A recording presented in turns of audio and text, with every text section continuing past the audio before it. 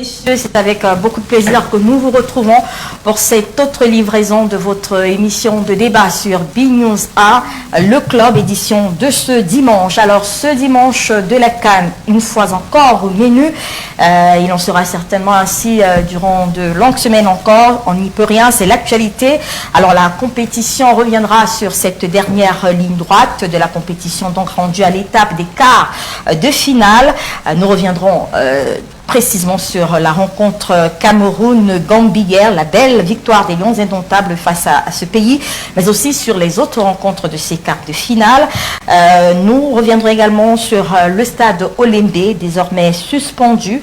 Peut-on imaginer une finale de la Coupe d'Afrique des Nations, la CAN Total Énergie 2021, ailleurs qu'au stade Olembe? Si oui, quel pourrait être l'impact de cette décision sur l'organisation de cette compétition? Je le disais, qui a donc franchi l'étape des quarts de finale. Nous irons également parler de ce drame enregistré il y a une semaine précisément dans une discothèque à Yaoundé. Le Leaf Nice Club, dont l'incendie a fait 16 morts et de nombreux blessés. C'était dimanche. En attendant les résultats de l'enquête en cours, nous essaierons de revenir sur quelques responsabilités, s'il y en a, mais aussi sur les moyens de prévenir de tels drames. Et puis, vers la fin de cette émission, nous irons en Afrique de l'Ouest avec la sous-région qui semble donc traverser une sorte de tournoi de putsch après le Mali, la Guinée. C'est au tour du Burkina Faso. Depuis quelques jours, c'est un autre militaire qui est à la tête du pouvoir au Burkina Faso. Roch-Marc Kaboré a été renversé il y a quelques jours par un coup d'État. Le lieutenant-colonel Paul-Henri Sandaogo Damiba, il va falloir s'habituer à ce nom puisque c'est désormais l'homme fort du Burkina Faso. Alors que se passe-t-il dans la sous-région? On en parlera également dans cette édition du club. Et pour en parler ce matin, bien sûr, des spécialistes des questions de sport, mais également des spécialistes des questions internationales. D'abord avec nous, nous avons le plaisir d'avoir Martin Tongupile. Bonjour, merci d'avoir accepté notre invitation. Bonjour.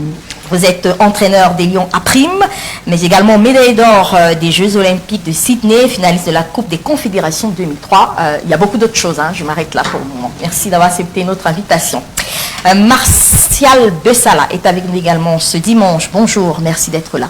Bonjour madame, bonjour à tous mes compagnons, bonjour à tous les téléspectateurs de BNews. Et comme c'est la première cette année 2022, je voudrais réitérer tous mes souhaits ou leurs souhaits les meilleurs pour cette nouvelle année. Merci pour votre invitation. Merci à vous d'être là. Il faut dire que vous êtes assez bien organisé dans votre parti, le RDPC, puisque tous les dimanches, ce parti nous fait le plaisir de désigner quelqu'un pour communiquer au nom de ce parti sur notre plateau. Et puis, bien sûr, notre consultant maison, professeur émérite Mathias Eric Onangili.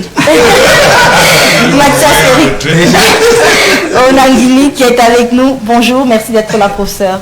Bonjour, les méritas, c'est dans une dizaine d'années. Alors, professeur, merci d'être là, politologue, vice-recteur à Yaoundé 1.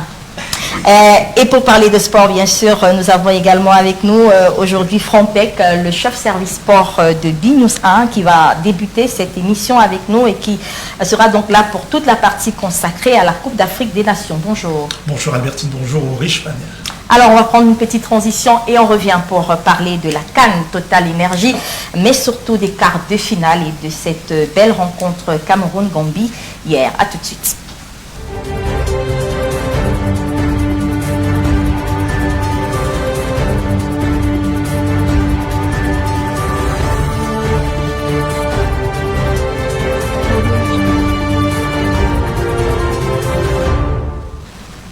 Retour sur le plateau du club, le Cameroun qualifié pour les demi-finales.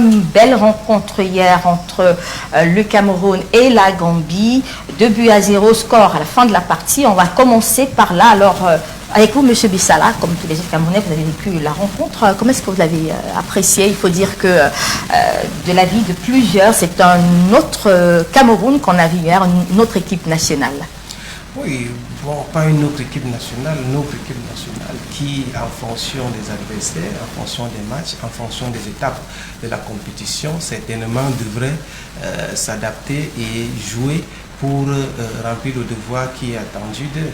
Je pense bien que cette équipe a honoré le rendez-vous d'hier.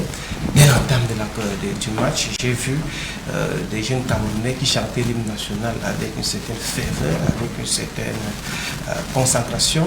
J'ai vu plus de concentration, ce qu'on leur demandait. J'ai vu plus d'organisation. J'ai vu une équipe qui jouait en bloc.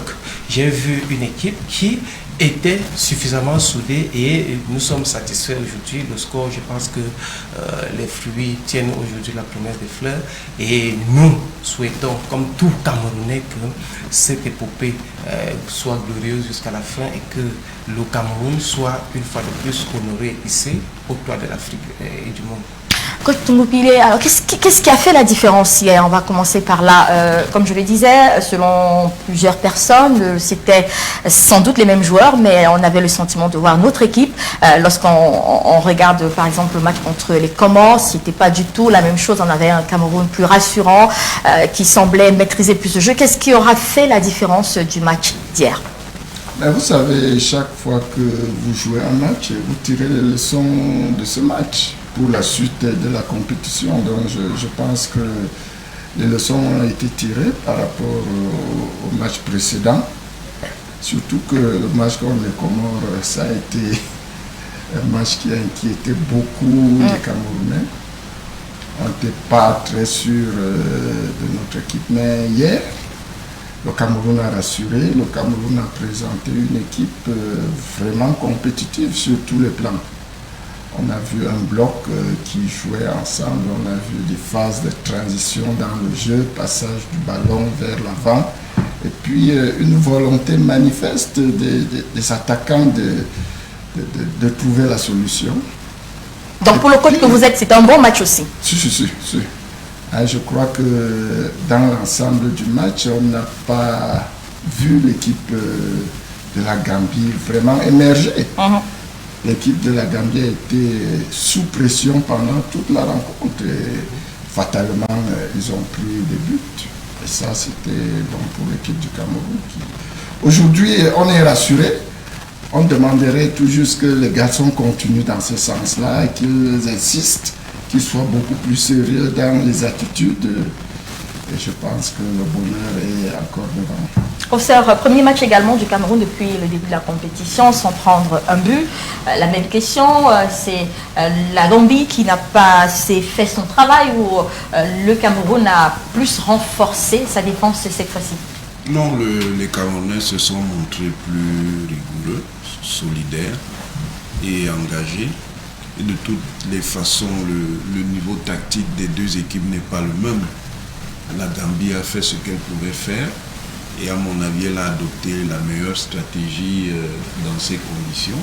C'était de mettre un bus devant son gardien et d'attendre, d'espérer aller à la mi-temps, ce qu'elle a réussi à faire, et puis de se dire que peut-être si on atteignait 70-75 minutes, de marquer un but par surprise et fin du match.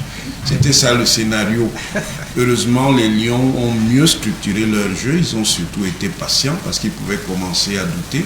Et heureusement aussi, très rapidement en début de deuxième mi-temps, sur un centre de faille, Toko Ekambi a fait la différence. Je pense qu'on n'a pas encore vu tout le potentiel de cette équipe des Lions.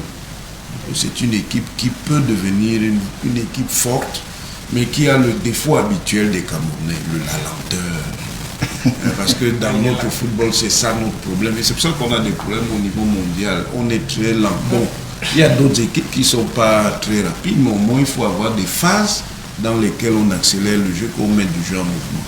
Mais on n'a pas assez utilisé cet art. Et autre chose que les Camerounais doivent travailler, ce sont les centres. Dans ces conditions-là, il faut avoir sur les couloirs des joueurs qui font des centres précis. Heureusement, pour l'instant, celui qui s'est principalement illustré dans cet exercice, c'est Faye. Également, il y a aussi Onla qui est un bon passeur, j'espère. Et on semble avoir trouvé la bonne combinaison au milieu du terrain. Justement, ça veut dire, oui, je finis. Ça veut dire que Zambo est mieux quand il a deux récupérateurs qui font le travail derrière Maintenant, il a toujours son petit défaut habituel, c'est revenir. On veut un jeu beaucoup plus porté vers l'avant. Non pas qu'on ne puisse pas de temps en temps revenir, mais il faut toujours jouer vers l'avant. Parce que déjà mentalement, c'est le signe d'une équipe conquérante.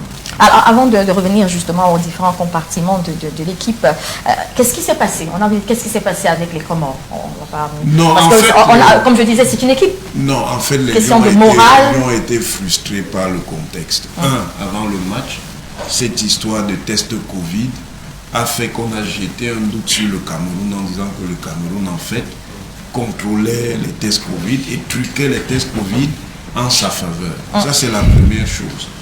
Avant même la rencontre, il y avait déjà un bombardement médiatique contre le Cameroun. Et puis, deuxième chose, dans les circonstances du match, très rapidement, on expulse un Comorien. Et alors qu'on nous dit déjà que les Comores, ce qui n'est pas tout à fait vrai, en fait, à la double, même s'il est latéral, avait déjà joué gardien. Exact. Voilà. Donc on nous dit non, même pas de gardien. En plus, vous expulsez un joueur. Vous avez vu dans le match, moi j'ai vu la réaction des Lions quand on a expulsé le joueur. Ils étaient découragés. Et vous avez vu même quand Toko a ouvert le score, ils n'ont pas terminé. Finalement, ceux qui disent que c'était un match piège n'ont pas tort. Hein, non, c'était justement ce match contre les Comores. Si on n'avait pas été sérieux, notamment le gardien, vous avez vu que le gardien a quand même subi des frappes. Hein. Et bon, et lui comme il est, le jour où il fait le meilleur de ses matchs, de temps en temps il y a une fantaisie, il se permet de ne pas avoir de barrière parce qu'il est très fort. Et vous avez vu le résultat. Je dis et je maintiens parce que certains pensent que j'ai de l'acharnement contre Onana. Pas du tout. J'estime que c'est un joueur de haute valeur. Et s'il se montre plus concentré, je suis sûr que ce sera le meilleur gardien du monde. Alors, Franck, c'était également cette rencontre d'hier Cameroun-Gambie, la première fois depuis le début que le coach Conceição alignait de façon successive la même défense. Est-ce que c'est également l'une des forces qui aura servi pour cette rencontre entre la Gambie? Bien sûr, je crois que je vais parler sur le contrôle du coach. La défense fait partie des compartiments qui a besoin de stabilité, de sérénité, notamment la charnière défensive. Je crois que celle-là, c'était la troisième fois qu'elle évolue ensemble. La première fois qu'on a aligné Castilleto Ngande, c'était face à l'Éthiopie. Le Cameroun s'est imposé, oui, mais on a pris un but. La deuxième fois, c'était face aux Comores. Je crois déjà que la plus-value ici, c'est que cette défense est plus jouée sur 2 matchs consécutifs. Et là, ça crée des automatismes. Le tandem se forme. Je crois qu'on s'est rendu compte que c'est vrai aussi que d'aucuns diront qu'en face, il n'y avait pas une véritable opposition. Moussa Barrow était quasiment seul pour essayer. Mais en gros, jouer quand même un match sans concéder la moindre occasion franche de l'équipe adverse, ça veut dire qu'il y avait une très belle organisation du côté camerounais. Maintenant, je ne veux pas mettre tout cela à l'actif de la charnière défensive. Il faut dire, tout à l'heure, le prof a bien fait de relever le bon rôle joué par le milieu de terrain. On avait quand même la possibilité d'avoir 2 milieux récupérateurs qui apportaient un travail de sape énorme, notamment Umgwed qui venait combler les arrières, en fait, les espaces laissés par nos latéraux. Vous savez, on a des latéraux très offensifs qui ont souvent parfois du mal à replier. On avait quand même un Mungwe qui faisait ce bon travail. On l'a lu, il était plus dans l'entrejeu, la récupération. Et surtout, lui, sa particularité, c'est qu'il a, contrairement à Zambouangui, ça c'est quelqu'un qui a un jeu plus direct. Ça veut dire quand il prend, il envoie directement. Il évite les passes latérales ou alors les passes en arrière. Zambo, pour une première fois, peut-on parlera, il faut dire que c'est, moi je vais dire, c'est son plus beau match. Très peu de déchets dans son jeu, très peu de fantaisie. Vous savez, il a souvent ce défaut, il fait le geste de trop. Ça veut dire le ballon qui peut jouer directement. On se souvient face au Comores, il avait la possibilité de donner une belle passe à Bassogo qui avait fait un appel. Il s'est permis de casser, de faire un geste, un jeu de corps quasiment inutile. Mais hier, je crois que parfois les critiques sont aussi importantes. Ça permet aux joueurs de s'améliorer. Le coach, il sait que lui et moi, et le prof, lui et moi ne sont pas souvent très d'accord sur Onana. Mais je reconnais quand même que les critiques qu'il a souvent dit à l'endroit d'Onana ont poussé quand même Onana à devenir un peu moins fantaisiste. Et hier quand même, pour faire un peu la petite blague au prof, on va dire que si on avait de bons attaquants hier, on en aurait pu être double passeur décisif, puisqu'il a envoyé 2 très belles passes, je dis, notamment c'est la Clinton J, c'est qu'il a été très maladroit et aussi en moment En gros, moi je vais dire, c'est une bonne chose de stabiliser la défense. Et moi je pense que nos 2 défenseurs sont quand même complémentaires. Parce qu'on a un défenseur qui est lourd, baraqué, à la personne de Ngadju, très bon au niveau de placement. On a un Castilleto, plus vif, plus joueur. C'est quasiment ce qu'on disait à l'ancienne, le libéraux et le stopper. Donc, je crois qu'ils se complètent ces deux. Alors, Gande Castelletto, professeur, coach, c'est la meilleure paire défensive de cette équipe nationale? Oui, disons pour le moment, cette paire a montré un bon visage sur le plan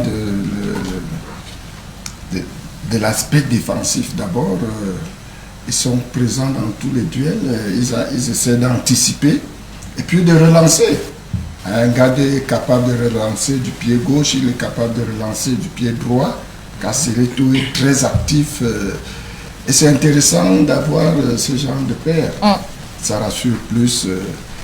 Et ensuite, maintenant, il y a quand même une couverture des milieux de terrain qui ont joué un grand rôle hier pendant le match. Donc tout cela réuni fait en sorte qu'on se retrouve avec un bon bloc défensif. On devrait maintenir ce bloc-là? Pour le moment, ce bloc peut continuer, le travail peut continuer, sauf s'il y a des cas de maladie. L'autre force des Lions indomptables, c'est bien sûr l'attaque. Jusqu'ici, meilleure attaque en termes de chiffres surtout, 11 buts marqués par deux attaquants des Lions indomptables. C'est l'une des forces également de notre équipe nationale, même si il faut dire que c'est 11 buts par deux attaquants seulement. Il n'y a que deux qui marquent, mais bon, est-ce que c'est une force également? C'est une grande force, puisque la finalité d'un match de football, pour le gagner, il faut marquer des buts. Et si vous avez la possibilité de les marquer, si vous avez des joueurs qui ont les qualités de marquer ces buts-là, c'est une grande qualité, c'est un grand avantage, c'est un grand atout. Donc, je voudrais dire que nous devons capitaliser, sans compter que de ce côté en attaque, nous avons même encore au niveau de notre banc de touche beaucoup de pièces de rechange qui peuvent vous faire mal et qui peuvent changer le cours du match à tout moment. Donc, de ce côté, c'est plus de la quiétude. Le seul problème que nous avions, c'était au niveau du milieu et un peu trouver la bonne paire au niveau de la défense. Je pense que c'est fait. Aujourd'hui, nous n'allons plus continuer de reprocher notre coach de tester ou de venir faire des entraînements en pleine compétition. Aujourd'hui, je crois qu'il s'est retrouvé. Il a déjà trouvé ses pièces avec des pièces de rechange qui ne sont pas à négliger. Le Cameroun est suffisamment prêt. Seul l'élément Covid pourrait nous empêcher d'aller le plus loin. Voilà. Donc, on doit renforcer la sécurité et la vigilance au niveau sanitaire autour de cette équipe, de telle sorte que nous maintenions jusqu'au bout. C'est très difficile d'accès. Donc, nous devions renforcer une fois de plus et plus encore cette sécurité sanitaire. Nous avons besoin de nos poulains bien en forme, comme ils le sont déjà, pour que notre canne soit de plus en plus sucrée. Mais je veux nuancer en disant que il faut aussi le temps de l'occasion d'une telle émission dire à nos compatriotes qu'il peut arriver, ça peut arriver, puisque nous avons remporté 5 trophées ailleurs, ça peut arriver que quelqu'un d'autre remporte le trophée en terre camerounaise. Il faut que le même engouement, le fair play soit de mise, parce que nous avons vu des images qui étaient plus ou moins quand même d'une certaine nature. Nous voulons donc que... Vous pensez à la Côte d'Ivoire? Oui, nous avons vu cela. Je voudrais que vraiment... Je souhaite que nos compatriotes restent dans le fair play. Il peut arriver que nous sortions en demi-finale, pourquoi pas, ou même nous ne prenions pas en finale. Ça peut arriver, c'est une possibilité dans le football. Mais nous restons dans la fête du football. Notre fête se termine déjà bien. Peut-être en dehors de ce qui s'est passé du côté de l'Olympique, que je ne minimise pas, mais notre fête globalement se passe bien. Nous sommes à l'unité du monde. Notre fête doit continuer et l'engouement des stars doivent toujours continuer de vibrer et d'être remplis. Voilà. Professeur, on évoquait tout à l'heure justement l'entraîneur. Il fait partir le coach Conceição de ceux qui ont reçu beaucoup de critiques depuis le début de la compétition, un peu avant même déjà. Justement, est-ce que à ce stade, est-ce qu'il ne remplit pas sa part de contrat? C'est peut-être qu'on n'est pas d'accord sur ses choix tactiques, on estime qu'il profite des matchs, c'est lors des matchs qu'il teste ses joueurs, mais il gagne à la fin, finalement. Oui, mais bon, c'est maintenant qu'on va voir. Parce que là, le niveau va monter et on verra donc sa capacité. Bon, le problème que moi j'ai avec lui, c'est qu'il y a des joueurs qui peuvent offrir des solutions à qui il ne donne pas de chance. Vous pensez à qui? Par exemple, Ganago. Mais il a déjà joué quand même. Il a déjà joué, mais après, on ne lui a jamais vraiment donné sa chance. Or, je crois que c'est un garçon à qui il faut donner une chance. Et puis, bon, le réglage qu'il a eu pour le match de quart de finale, il aurait pu l'avoir dès le 3e match. En fait, on a l'impression aussi qu'il ne connaissait pas tous ces éléments. Et le 3e match, bon, c'est vrai qu'il y avait toujours l'enjeu première, 2e place. Mais il aurait au moins pu faire une équipe mixte, c'est-à-dire avec une partie de pivot et puis une autre partie ouvrir, justement aussi pour remotiver certains joueurs. Parce que des joueurs, par exemple, comme Bassogo et Clinton, surtout Clinton, sont complètement hors de confiance. Ils sont pas en confiance. Et particulièrement Jay Clinton, qui est quelqu'un de très talentueux, mais pas de rigoureux et qui est un peu fragile mentalement. Or, à un tel joueur, il faut donner, parce qu'on a besoin du banc pour les 2 dernières étapes, demi-finale, finale. Il faut des remplaçants prêts, capables de rentrer dans le match et de faire la décision. Vous voyez que ça ne marche pas tous les jours. Boubacar a tout fait pour marquer. On ne peut pas lui faire de reproches, mais il n'a pas marqué. Bon, heureusement, Toko a pu suppléer. Mais il faut donc un banc, surtout devant, des gens qui sont capables de faire la différence. Et pour ça, il faut faire jouer. Et c'est ça qu'on n'a pas encore réussi à faire. C'est-à-dire notre banc, notamment offensif, n'est pas en confiance. Moi, j'aimerais bien voir quelqu'un du banc et marquer. Comme ça, on saura que si ça ne fonctionne pas, on peut faire entrer des joueurs qui vont permettre d'avoir la solution. Et donc, je parlais de cette attaque avec ces 2 joueurs seulement qui manquaient. C'est pas une faiblesse, professeur. Ça veut dire qu'on a 2 joueurs seulement jusqu'ici, même si on se tague d'avoir la meilleure attaque. C'est selon, oui. Ça dit ça peut fonctionner comme une force, oui, mais ça peut aussi fonctionner comme une faiblesse. Ça veut dire que nous sommes à Boubacar dépendants. Justement, et Toko dépendants, justement. Et que si les 2 sont si bien les 2 fixés, ne sont pas là, il faut donc savoir qui peut faire la différence. Bien sûr, en fait, ça peut venir de partout. Moi, je pense que quelqu'un, par exemple, comme Zambo Anguissa, en réalité, avec plus d'engagement, est même capable de marquer. Ce sont seulement ces fantaisies habituelles qui dérangent. Zambo Anguissa, on a besoin que Zambo Anguissa monte en régime, parce que c'est ça qui garantirait notre victoire. Alors Franck, depuis le début de la compétition, le Cameroun a très critiqué également pour l'organisation de la Coupe d'Afrique des Nations, mais également notre équipe nationale. Alors il y a eu ce tweet hier, on va peut-être essayer de l'afficher, vous savez de quel tweet je parle. David Yelika a estimé que le Cameroun, voilà, jusqu'ici, n'a pas rencontré une véritable équipe. Pas d'équipe du top 10, ce qui n'est pas vraiment un peu vérifié, parce qu'il y a des équipes du top 10 qui ont été rencontrées, mais de toute manière, il estime que le véritable match du Cameroun va commencer avec la prochaine rencontre en demi-finale. Alors, est-ce que la compétition a été taillée sur mesure pour le pays organisateur? Déjà, je veux dire à Nabil que ce n'est pas le Cameroun qui choisit ses adversaires. Je crois que nous sommes quand même dans une CAN à 24. Ça veut dire que c'est très étalé. C'est pas plus il y a plusieurs équipes. La probabilité de tomber sur la crème de la crème durant tout votre parcours, c'est quasiment limité. Et le Cameroun n'était pas quand même ça, il faut le dire à Nabil, dans un groupe assez léger. La preuve, 2 équipes du groupe du Cameroun font partie du dernier carré. Le Burkina que le Cameroun a gagné au premier match peut rencontrer, si tout se passe bien, le Cameroun en finale. Ça veut même dire, ce qu'on va dire à Nabil, c'est que le groupe du Cameroun était très relevé. Son pays d'origine, l'Algérie, est sorti au premier tour. Je ne sais pas si pour lui, on vient avec l'étoffe de grandes équipes lorsqu'on vient participer à une compétition. C'est vrai que le ranking FIFA permet de faire les groupes, mais dans la compétition, la grande équipe, c'est celle qui s'illustre le mieux. Je prends le cas des Scorpions de la Gambie. La Gambie est sortie première ex-aequo, permettez-moi le terme, parce qu'on va dire deuxième, mais elle était première ex-aequo parce qu'elle avait le même nombre de points que le Mali. 7 points dans son groupe. Dans un groupe, on retrouvait un pays comme la Tunisie.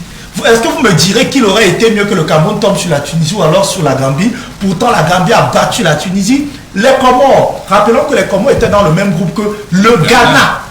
Les Comores ont terminé devant le Ghana. Est-ce que le Cameroun a demandé au Ghana d'être faible? Parce que le Cameroun aurait bien pu rencontrer le Ghana. C'est parce que le Ghana s'est fait battre par les Comores qu'il a terminé dernier. La Tunisie n'a pas été mieux classée que la Gambie. C'est la raison pour laquelle le Cameroun a croisé la Gambie. En fait, toute cette analyse, c'est pour dire qu'au début d'une compétition, on ne saurait tracer l'itinéraire et les adversaires d'un pays, surtout pour une CAN à 24. Maintenant, peut-être, on peut comprendre Nabil. Ça veut dire que le Cameroun n'est pas encore tombé sur les anciens noms ronflants, permettez-moi de le dire, à savoir l'Algérie de depuis, le Nigeria, ou alors tous ces pays, comme si Albertine vous rendez compte qu'ils ont tous été éliminés. Ça veut dire ces anciennes grosses pointures. Il sera servi en demi-finale. Le Cameroun tombera sur un gros d'Afrique. Et moi, je peux déjà, excusez-moi de me mouiller, je peux déjà dire à Nabil que ça sera l'un des matchs les plus faciles des Lions de Pourquoi je peux pour terminer, je peux argumenter. Vous avez vu une équipe comme la Côte d'Ivoire depuis le début de cette compétition. J'ai vu la Côte d'Ivoire faire son meilleur match en phase de poule face à l'Algérie. Lorsque certains pays rencontrent des adversaires d'un certain niveau, les pays essaient quand même de se transcender. Ils décuplent leur performance.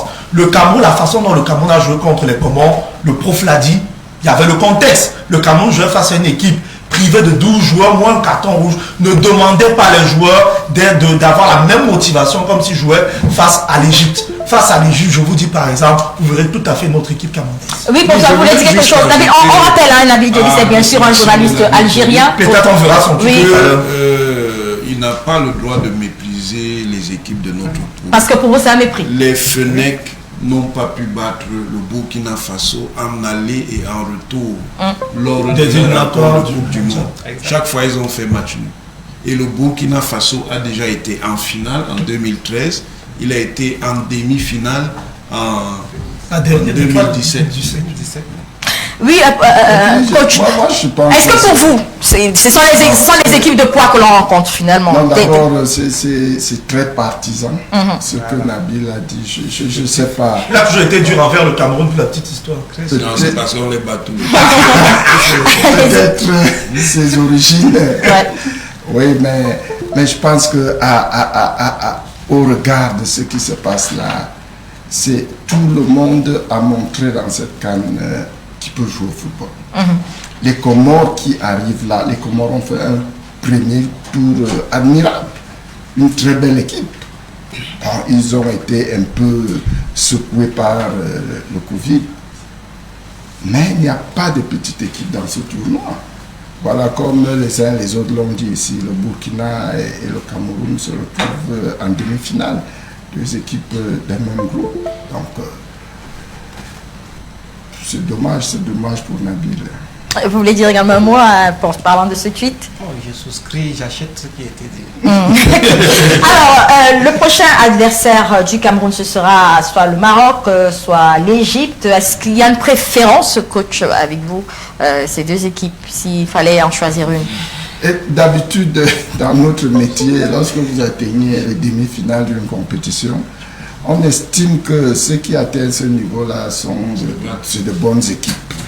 Bon, mais maintenant, si on rentre à l'intérieur des équipes, on va forcément trouver des différences. Peut-être l'Égypte est plus compétitive depuis des années.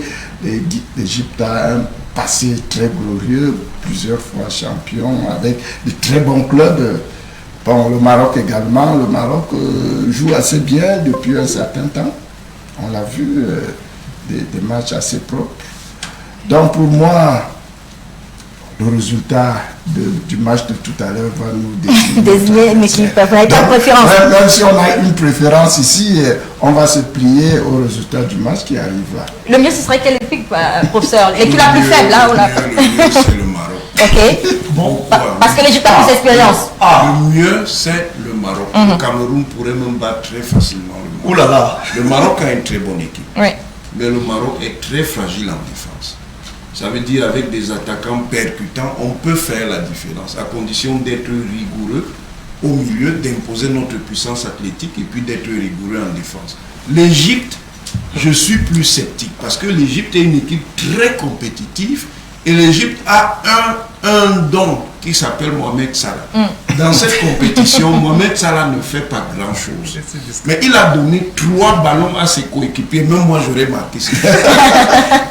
Ça veut dire contre la Côte d'Ivoire. Ça veut dire qu'à tout moment, Salah peut vous créer quelque chose, même si vous dominez le match. Moi, je préfère clairement le Maroc. Même s'ils sont plus joueurs, même s'ils jouent très bien au football, ça, il n'y a pas de problème.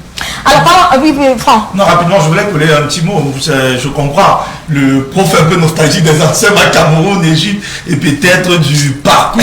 Je suis pas l'Égypte. Mais je comprends les Camerounais, ils ont un peu peur. Mais moi, je dis, dans cette campus Albertine, il a dit quelque chose d'assez fondamental, le prof. Ils ont Mohamed Salah, mais ils sont aussi dépendants de Mohamed Salah. Je dis, si le Cameroun trouve l'équation Mohamed Salah, on a gagné. Pourtant, au Maroc, ils n'ont pas une dépendance sur un joueur. C'est une équipe quasiment moyenne qui n'est pas venue avec Hakim Ziyech, leur meilleur joueur. Donc, je me dis, le mal vient de partout. Pourtant, l'Égypte, si dès que le match commence, tu bloques Salah, on oublie l'Égypte. Le Niger, elle a fait. Sauf que tu le Niger, Salah 89 minutes, 1 minute. C'est aussi possible. Alors, on a beaucoup parlé du Cameroun. Il y a une réaction, oui. Oui, bon, pour la préférence entre l'Égypte et le Maroc, je vais dire que je préfère que le Cameroun joue contre le Maroc. Oui, parce que l'Égypte fait un peu plus peur. L'histoire des rencontres entre l'Égypte et le Maroc et le Cameroun ne sont pas favorables. Ne sont pas. Et puis, cette affaire de préférence, vous vous rappelez, professeur, en 72, on avait voulu éviter le Congo, le Maroc. Le Maroc, on avait le Congo. Est-ce qu'on les avait battus 7-1? Et la suite, vous connaissez. Dans l'équipe qu'on préfère parfois, c'est elle qui nous fait ça. Non, mais là, non, moi je suis sûr de ma préférence. Même pour l'adversaire, le Cameroun, moi je crois qu'on a les arguments pour battre ces deux que ce soit le Cameroun. Alors, un autre mot également sur l'autre quart de finale. On a beaucoup parlé du Cameroun. C'était donc hier le Burkina Faso qui a éliminé la Tunisie. Est-ce qu'on s'y attendait, professeur, finalement? Oui, moi je savais que le Burkina Faso éliminerait la Tunisie. Moi je vois le Burkina Faso en finale. Ah bon? Je ne pense pas que le Sénégal puisse battre le Burkina Faso. Quand j'en discute avec les gens, ils sont sceptiques. Moi je vous dis que je vois clairement le Burkina Faso en finale. C'est une équipe qui n'a pas beaucoup de stars, mais qui a un jeu très très discipliné, un très bon entraîneur et surtout une grande puissance. Vous avez vu le but de Dango Ouattara, comment le gars est parti, comment il a résisté à la charge des défenseurs et à la dernière minute, il a eu la lucidité de faire le crochet intérieur et de tirer. C'est une équipe solide et je pense qu'elle peut nous faire le travail pour nous. Le travail, c'est quoi? C'est que moi, j'ai peur du Sénégal. C'est pas que le Sénégal soit très brillant. Mais jusqu'à présent, le Sénégal n'a pas encaissé de but. Ça veut dire que si vous jouez le Sénégal et que vous encaissez, oubliez. C'est compliqué. Ils ont le meilleur défenseur du monde et le meilleur gardien du monde. Ça, il faut oublier. Alors, le Burkina Faso, qui est d'ailleurs une équipe de la poule A, pour répondre à Nabil Djeni. Alors, les deux équipes de la poule A vont se retrouver en demi-finale. Ça veut dire que ce n'est pas forcément une poule de faible. Burkina Faso, vous y attendiez également, coach, que le Burkina élimine la Tunisie. Le Burkina a montré des signes très positifs. Dans le jeu, il constitue un groupe compact. Et puis, ils ont quelque chose de particulier. C'est la puissance athlétique. Ils ont couru jusqu'à la dernière. Ce sont les seuls qui en gardant beaucoup de lucidité. Comme l'a dit le prof tout à l'heure, l'attaquant a embarqué deux Égyptiens, deux Tunisiens. Ils n'ont pas pu le rattraper. Et par la suite, il a pu marquer le but. Et on a vu pendant le jeu, que ce soit sur le plan individuel, ils ont des individualités qui peuvent faire la différence. Donc c'est une équipe bien en place, une équipe qui est prête à aller en finale. Bertine, pour rapidement enchérir, il faut dire que c'est la seule équipe qui a quand même empêché au Cameroun d'inscrire un but dans le jeu. On a gagné le Burkina 2 buts à 1, mais sur 2, on est quand même la meilleure attaque de cette CAN, 11 buts, mais c'est la seule équipe contre laquelle le Cameroun n'a pas pu inscrire un but dans le jeu. C'était 2 pénaltys et on ne s'est même pas procuré de grosses occasions franches. Donc côté défense, l'équipe est assise et même sur le plan offensif, c'est vrai que bon, peut-être n'ont pas assez de génie, ils ont peut-être un Bertrand Traoré, ce n'est que là. Mais c'est une équipe très concentrée, elle est consciente de son niveau, elle ne prend pas beaucoup de risques, mais lorsqu'il s'agit de les prendre, elle se lâche. Moi je dis, il faudra compter sur elle, peut-être pas battre le Sénégal, mais elle est bien partie pour créer beaucoup de problèmes au Sénégal. Il y a Burkina Faso, Sénégal. Mais prof, il y a aussi, comme vous avez dit tout à l'heure, dans l'équipe d'Égypte, il y a un certain Mohamed Salah. Dans l'équipe du Sénégal, il y a un certain Sadio Mané. Mais il n'a pas beaucoup brillé. Mais là, il a plus brillé que ça. Soucis. Mais il est physiquement, il s'est fait mal Là, Liverpool fait pression pour qu'il ne joue pas. Alors, on a beaucoup parlé du jeu, on va parler des autres compartiments, on va dire ça, de cette Coupe d'Afrique des Nations. Le Cameroun va donc revenir à Yaoundé pour les autres rencontres, et ce ne sera peut-être pas au stade Olimbe, puisque le stade Olimbe est suspendu jusqu'ici, depuis donc le drame survenu sur ce stade il y a plusieurs jours, un drame qui a fait 8 morts et de nombreux blessés, un peu plus de 30 si je ne me trompe pas, blessés. Alors déjà on a suivi au lendemain de cette affaire la conférence de presse du président de la CAF, un président de la CAF que l'on avait vu assez désemparé, mais qui a semblé dire que la grosse responsabilité dans cette affaire, professeur, revenait du côté du Cameroun. Est-ce que vous partagez cet avis? Est-ce que c'est vraiment le Cameroun qui est le responsable principal de ce qui s'est passé au stade de Limbe, cette bousculade qui a fait de nombreux décès? Non. En la matière, c'est la CAF qui coordonne la sécurité. L'officier de sécurité est CAF. Ça veut dire que c'est lui qui fait toutes les vérifications et tous les contrôles qui sont nécessaires sur les garanties de sécurité que le stade peut apporter. Le Cameroun a sa part de responsabilité parce qu'il y a le dispositif du COCAN, il y a les stadiers et puis aussi les forces de sécurité qui étaient là. Mais dans la responsabilité du Cameroun, il n'y a pas que cela, il y a simplement aussi le public. Vous savez que notre grand défaut dans notre pays, c'est l'indiscipline.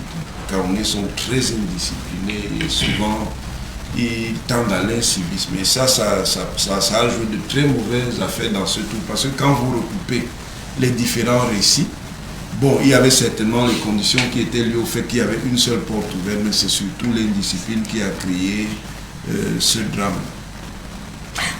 Franck, on va avec vous, vous étiez au stade Olimbe durant cette rencontre, vous n'avez pas vécu le drame, mais on a également parlé de ces entrées qui sont restées bloquées. Le président de la CAF en a parlé lui-même lors de sa conférence de presse. Je revenais sur les responsabilités du Cameroun dans cette affaire. Oui, parlons des entrées, ça c'est vrai, parce que lorsque nous sommes arrivés, c'était dans le bus aménagé par le COCAN.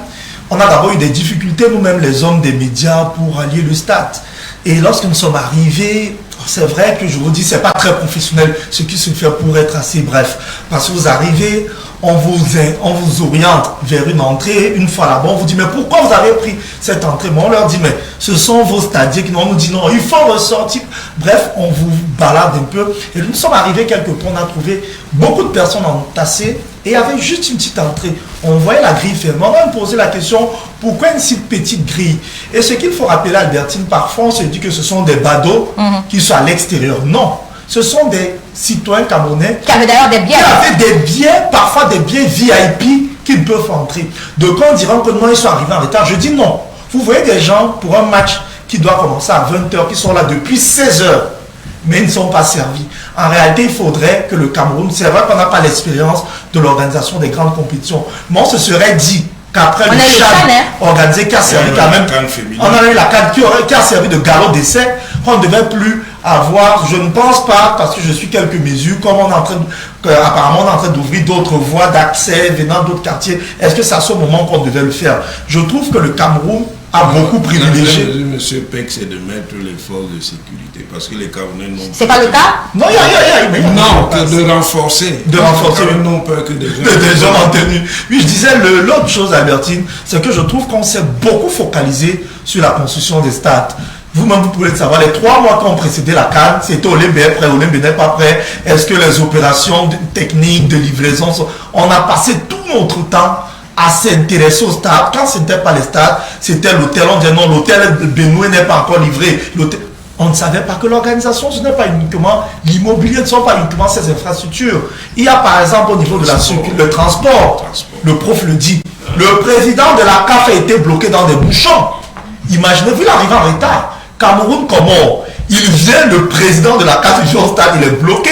Et ça a même été très beau parce que lui, il a pu vivre ça. Il est bloqué. Bon, vous parlez des responsabilités. Le comité local d'organisation assume une grosse part de responsabilité parce qu'on parle quand même du flux au niveau des transports. C'est pas au COCAN de venir diriger la circulation, à la CAF de venir diriger la circulation au Cameroun, on le comprend. Mais parlant de la sécurité dans les stades, j'insiste, je suis je suis ravi que le prof passe ici sur le plateau. Je suis souvent esselé quand je le dis. La CAF ne peut pas se dédouaner. Le discours de Motsepe, lors de sa conférence de presse, il avait un air très condescendant. Il était totalement déconnecté de ce qui s'est passé. Il donnait des injonctions au Cameroun, il censurait. Mais non, lorsqu'il y a un problème, vous êtes l'organisateur. Vous assumez d'abord la responsabilité et les sanctions doivent même se faire à l'interne. Vous ne venez pas devant le monde, vous commencez à blâmer comme si ça, vous êtes un peu déconnecté. La FIFA peut le faire parce qu'elle est déconnectée, mais la CAF doit assumer la pleine responsabilité. Parce que s'il y a même des dédommagements à faire, Albertine, c'est pas le Cameroun. C'est même pas des dédommagements qui fait ça. C'est clair. C'est que les familles peuvent attaquer la CAF. Coach, comment est-ce que vous avez vécu cette sortie de Motsepe au sujet donc de ce drame de Je Lembe? pense que les responsabilités sont partagées. Exactement. La compétition appartient à la CAF, donc tout ce qui tient lieu d'organisation, c'est sous la supervision de la CAF. Bon, maintenant, concernant ce qui s'est passé, moi je ne peux pas comprendre que le stade de Lembe, qui a plusieurs entrées, on a mis beaucoup d'entrées pour permettre au public de pouvoir se mouvoir sans problème. Pourquoi on n'a pas pu ouvrir les autres entrées? Pourquoi se concentrer sur une seule entrée? C'est la question que je me pose depuis. Je n'arrive pas à comprendre. On va évoquer tout le reste. Mais donc là, c'est la responsabilité du Cameroun qui n'a pas ouvert. Les entrées sont là pour permettre d'entrer et de sortir. Vous verrez en Europe, quand le match s'achève, 30 minutes après le match, il n'y a plus personne. Parce que toutes les entrées donnent accès. Voilà. Donc, je pense que s'il y a des choses à dire ici, il faudrait qu'on tienne compte de cela. Alors, dès le prochain match, qu'on ouvre toutes les entrées, que les forces de police restent là pour assurer l'ordre de passage des uns et des autres. On a envie de dire Olembe, décidément, M. Bissala. Vous savez, Olembe, ça a été le problème de cette Coupe d'Afrique des Nations. On a tellement parlé de ce stade. Aujourd'hui, le stade est suspendu. J'avais posé la question au professeur Mathias Eric. Au début, ici, je lui demandais pourquoi est-ce que moi je vais sur un stade qui n'a pas été réceptionné de façon officielle. Il me dit, il n'y a pas de problème. Alors aujourd'hui, le stade est suspendu. Est-ce qu'on n'est pas nous-mêmes en train de payer, de faire les frais de notre, je sais pas, amateurisme. Peut-être amateurisme, c'est le mot, puisqu'on est quand même en train de jouer dans un stade qui n'avait pas été officiellement réceptionné. Non, je pense que nous sommes très durs sur ce plateau, sur ce qui s'est passé et l'organisation. Je voudrais dire que nous devons tenir compte que nous sommes dans un nouveau format de la compétition, et je crois que la compétition... C'est pas la première fois, c'était en 2019, monsieur. Le format est nouveau? Non, on n'est plus nouveau, puisque c'est la deuxième édition. En 2019, il y a eu 24, dont le Cameroun, et on aurait même dû accueillir ces camps en 2019 avec ce format. On a eu trop de temps, plus de 3 ans pour s'adapter. Est-ce qu'il est nouveau? Est-ce qu'il est nouveau? Non, il n'est pas nouveau. Sur combien d'éditions de la CAN? C'est la deuxième édition, donc il n'est plus nouveau. Sur combien d'éditions? Je dis nous sommes à la deuxième expérience. Bon, je maintiens ce que je dis. C'est-à-dire que nous sommes sur un nouveau format, en plein dans un nouveau format de la compétition. Je pense que rendu à la deuxième sur ce format-là, c'est l'occasion pour la Confédération africaine de football aussi de corriger ses erreurs et de voir où sont les failles pour que les prochaines éditions à 24 soient meilleures. Donc ne soyons pas aussi durs envers la compétition, même s'il faut critiquer, je suis d'accord.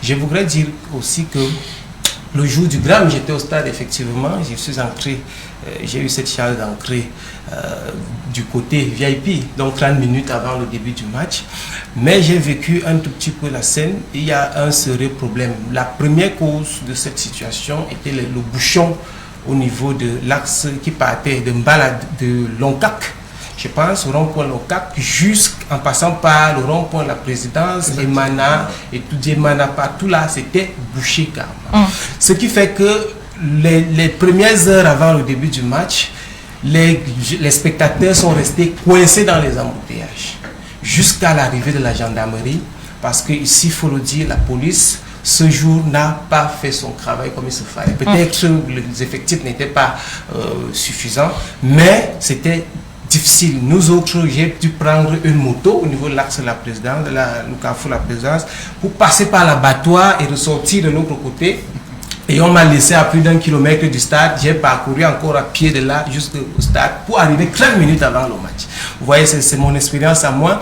Et arrivé là-bas, lorsque la gendarmerie est arrivée, parce que c'est la gendarmerie qui a essayé de décanter la situation, parce que les civils se sont retrouvés en train de diriger la circulation entre l'axe de le carrefour de la présidence et le stade de Lembe. Partout là, c'était les civils qui dirigeaient déjà la circulation, parce que le peu d'éléments de police étaient dépassés. Et lorsque la gendarmerie arrive, la situation a essayé d'être décantée. Vous comprenez donc qu'il y a une masse population qui était coincée dans l'embouteillage, qui voulait à tout prix entrer au stade à quelques minutes du début du match. Donc, le protocole qui était dans le CAF qui était là était dépassé, s'est trouvé dépassé. Et l'élément encore qui a encore causé cela, c'est au niveau de la vérification des tickets. Il y a un système magnétique qu'on a mis là, avec des petites portes là. J'ai vu des centaines de personnes regroupées par porte qui se bousculaient. Et l'agent de police qui était là était quasiment dépassé et coincé sur la porte parce que les Camerounais voulaient entrer au stade. Et il faut rappeler que ce même jour, les deux bus de Lyon, des deux équipes, des deux sélections étaient coincés dans l'embouteillage. La sélection nationale a dû même s'habiller étant dans le bus. Donc c'est tout cet ensemble d'éléments qui fait en sorte que il faut réguler la circulation, il faut effectivement ouvrir d'autres voies et dire et sensibiliser. Je pense qu'il y a un véritable problème de communication.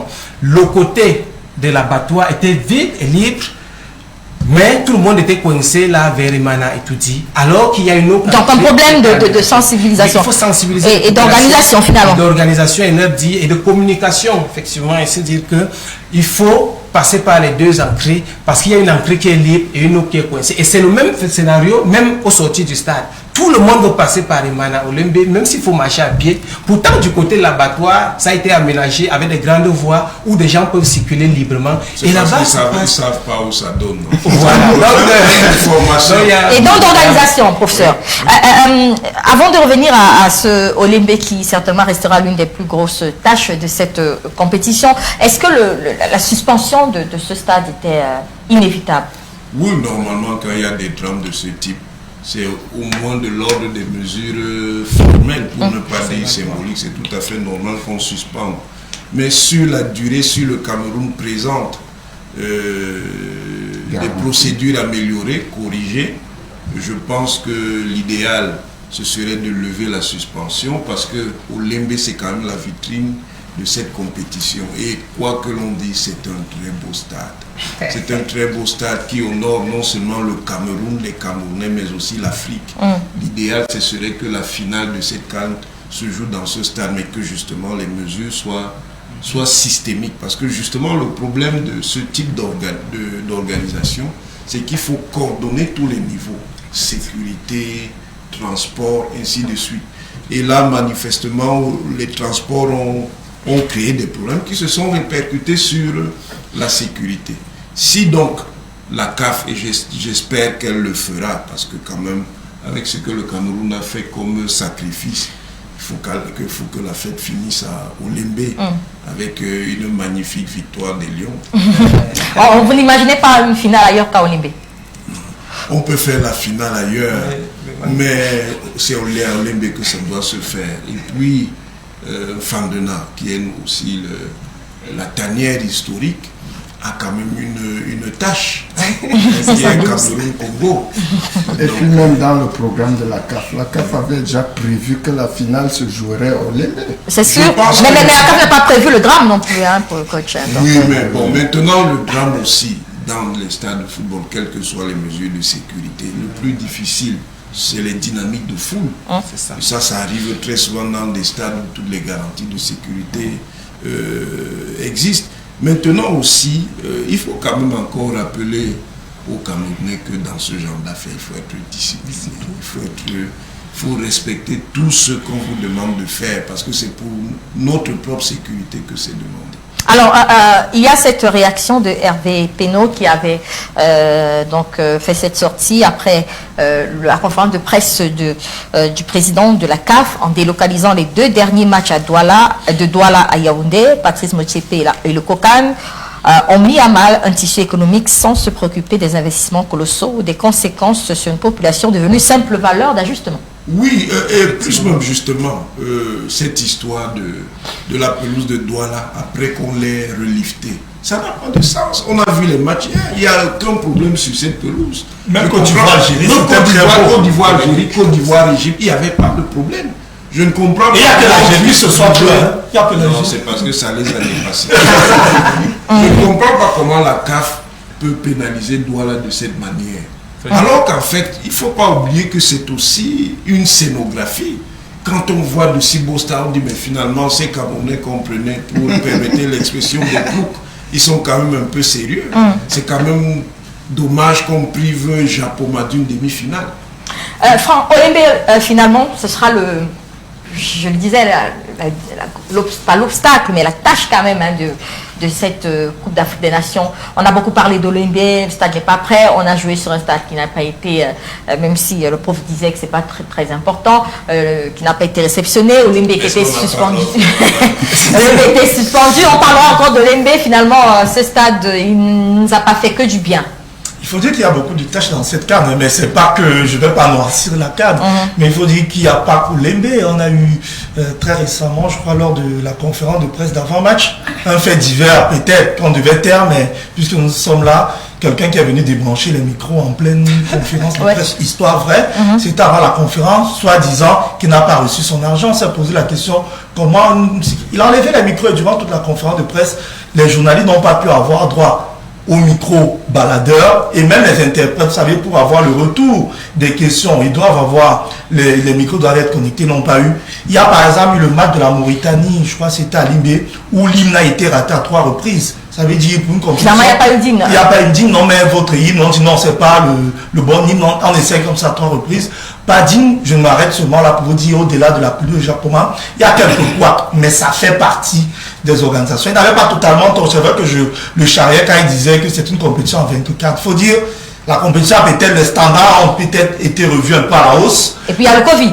Non, le Covid ne joue aucun rôle parlant des accidents dans les stades, les vols des micros, alors les problèmes. Non, il y a la pression de tout ça. Non, le Covid, de ce côté, le Covid n'a pas ça. Je crois que le Covid nous sert trop d'échappatoire pour tout justifier. Je dis en gros, je crois qu'on apprend aussi. Parce que c'est aussi ça. Vous savez, quand un pays comme le Cameroun organise, les autres apprennent. Je vais prendre un petit exemple. J'ai vu la Côte d'Ivoire, très intelligente. Elle est venue voir la chaîne nationale, par exemple, en ce qui concerne comment travailler avec le signal, comment gérer la retransmission des matchs. Je trouve que c'est bien. Vous savez, les Ivoiriens sont à l'école. Quand on est sérieux. Quand on est sérieux, je dis.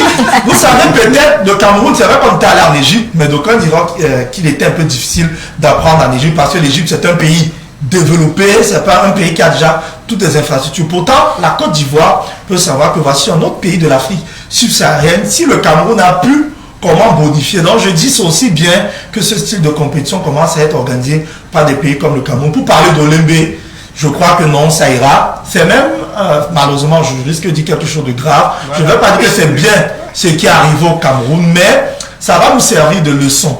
Parce que je crois qu'on mettra sur pied de véritables mesures pour que ce type d'accident, de catastrophe n'arrive. Parce que lorsqu'on voit cela, je vous dis, ça aurait pu être nettement plus grave, sans toutefois minimiser ce qu'on a connu. Je dis, ça aurait pu être grave. Quand vous voyez les images qui circulent dans les réseaux sociaux, des gens en train d'escalader dans un stade, je dis, ce sont des scènes irréalistes, des gens qui escaladent dans un stade. Parce que l'Olembe, il faut le dire, c'est du niveau des Allianz Arena. De Munich, c'est un très beau stade, une très belle infrastructure. En réalité, la sécurité devait être de mise. Voir des gens escalader, voir des gens alignés, on vous dit, vous avez 5 minutes tous entrés au stade. Vous avez plus de 15 000 personnes, vous leur dites, dans 5 minutes on ferme. Mais ça relève du Moyen-Âge. En fait, on doit trouver des formules un peu plus modernes pour gérer cela. Le coach qui est allé un peu partout nous a dit, dans les grands stades, il y a plusieurs accès. On entre sans toutefois que cela crée des embouteillages et on ressort. L'un des problèmes d'Olembe, vous rendez souvent compte, à la 75e minute,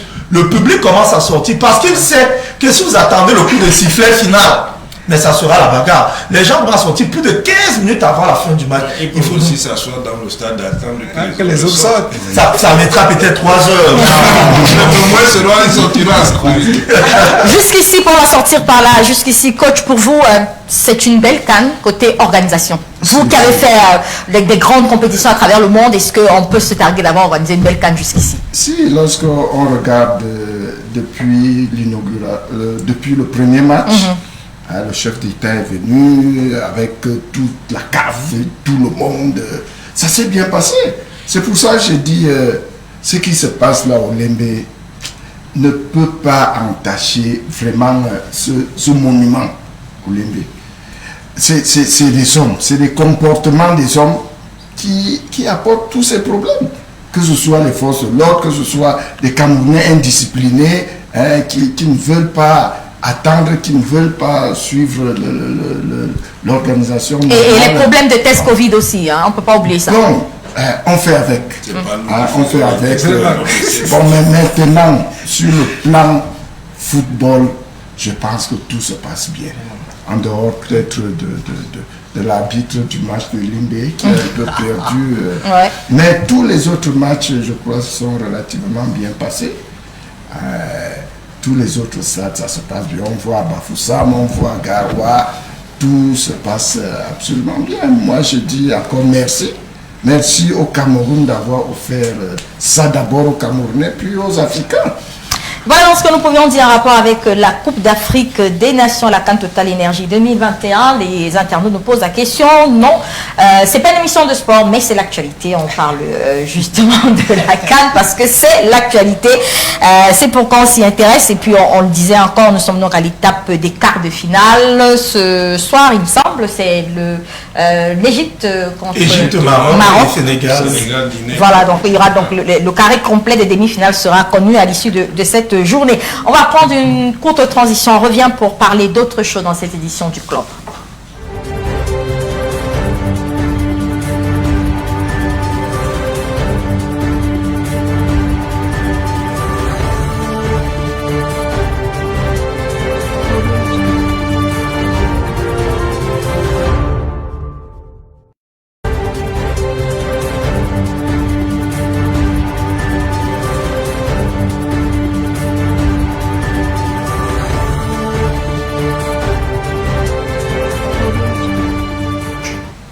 Retour sur le plateau du club. Alors, on parle d'autre chose dans l'édition de ce jour. On va s'intéresser à cet autre drame. Il est survenu quelques heures après, oui, il me semble, après donc le drame de Lembe. Il s'agit de l'incendie d'une discothèque à Yaoundé. Avant justement au Lembe, 24 heures avant justement au Lembe, l'incendie dans une discothèque, le Leaf Night Club à Pastos. L'accident a fait 16 morts officiels et de nombreux blessés. On va revenir avec cet élément qui a été préparé par la rédaction 24 heures après ce drame. Nos équipes sont retournées sur le terrain. Je vous propose d'abord de suivre cet élément et puis on en reparle juste après.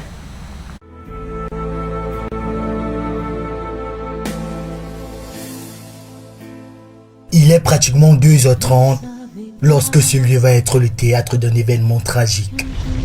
Plusieurs personnes perdaient alors la vie alors que celles-ci essayaient juste de s'amuser et après retrouver les siens à la maison. Ce lundi 24 janvier 2022, nous y sommes, quartier Bastos, il est exactement 11h26 et 40 secondes. C'est un silence du cimetière qui y règne. Le spectre de la mort était du passage. Les alentours sont entourés par des bandes de sécurité, telle une scène de crime. Les scellés sont apposés. Il est formellement interdit d'y pénétrer. Sur les réseaux sociaux, des images qui suscitent l'émotion et la consternation insoutenable.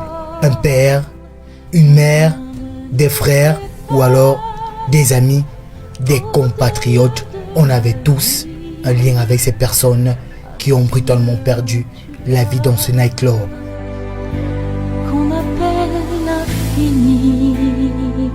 Selon le communiqué du ministère de la Communication, 16 personnes ont brûlé dans les flammes et plusieurs personnes ont été grièvement blessées et conduites à l'hôpital central de Yaoundé.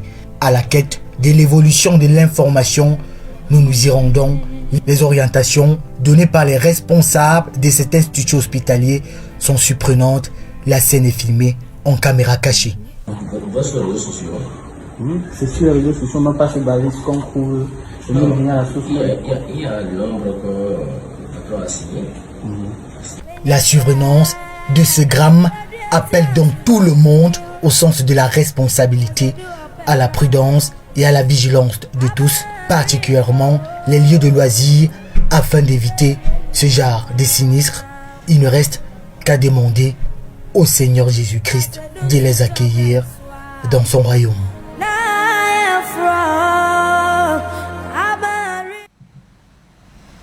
Voilà donc pour ce drame survenu au Beef Night Club lundi dernier. Je le disais, 16 morts et de nombreux blessés, 8 blessés graves et beaucoup d'autres blessés qui ont donc été déclarés dans le communiqué officiel du gouvernement signé du ministre de la Communication. Alors de ce communiqué, on avait appris que tout était parti de ces feux d'artifice qui ont donc été utilisés durant la soirée où se déroulait entre autres un anniversaire. D'abord, comment vous avez appris vous, professeur, ce drame et comment est-ce que vous l'avez vécu? Par les réseaux sociaux, avant même la radio. C'est une vraie tragédie, d'autant plus que parmi les personnes décédées, il y a des personnes que j'avais rencontrées, ici même d'ailleurs, à Bignouz, qui sont mortes, et qui posent le problème de la sécurité de nos lieux de plaisir.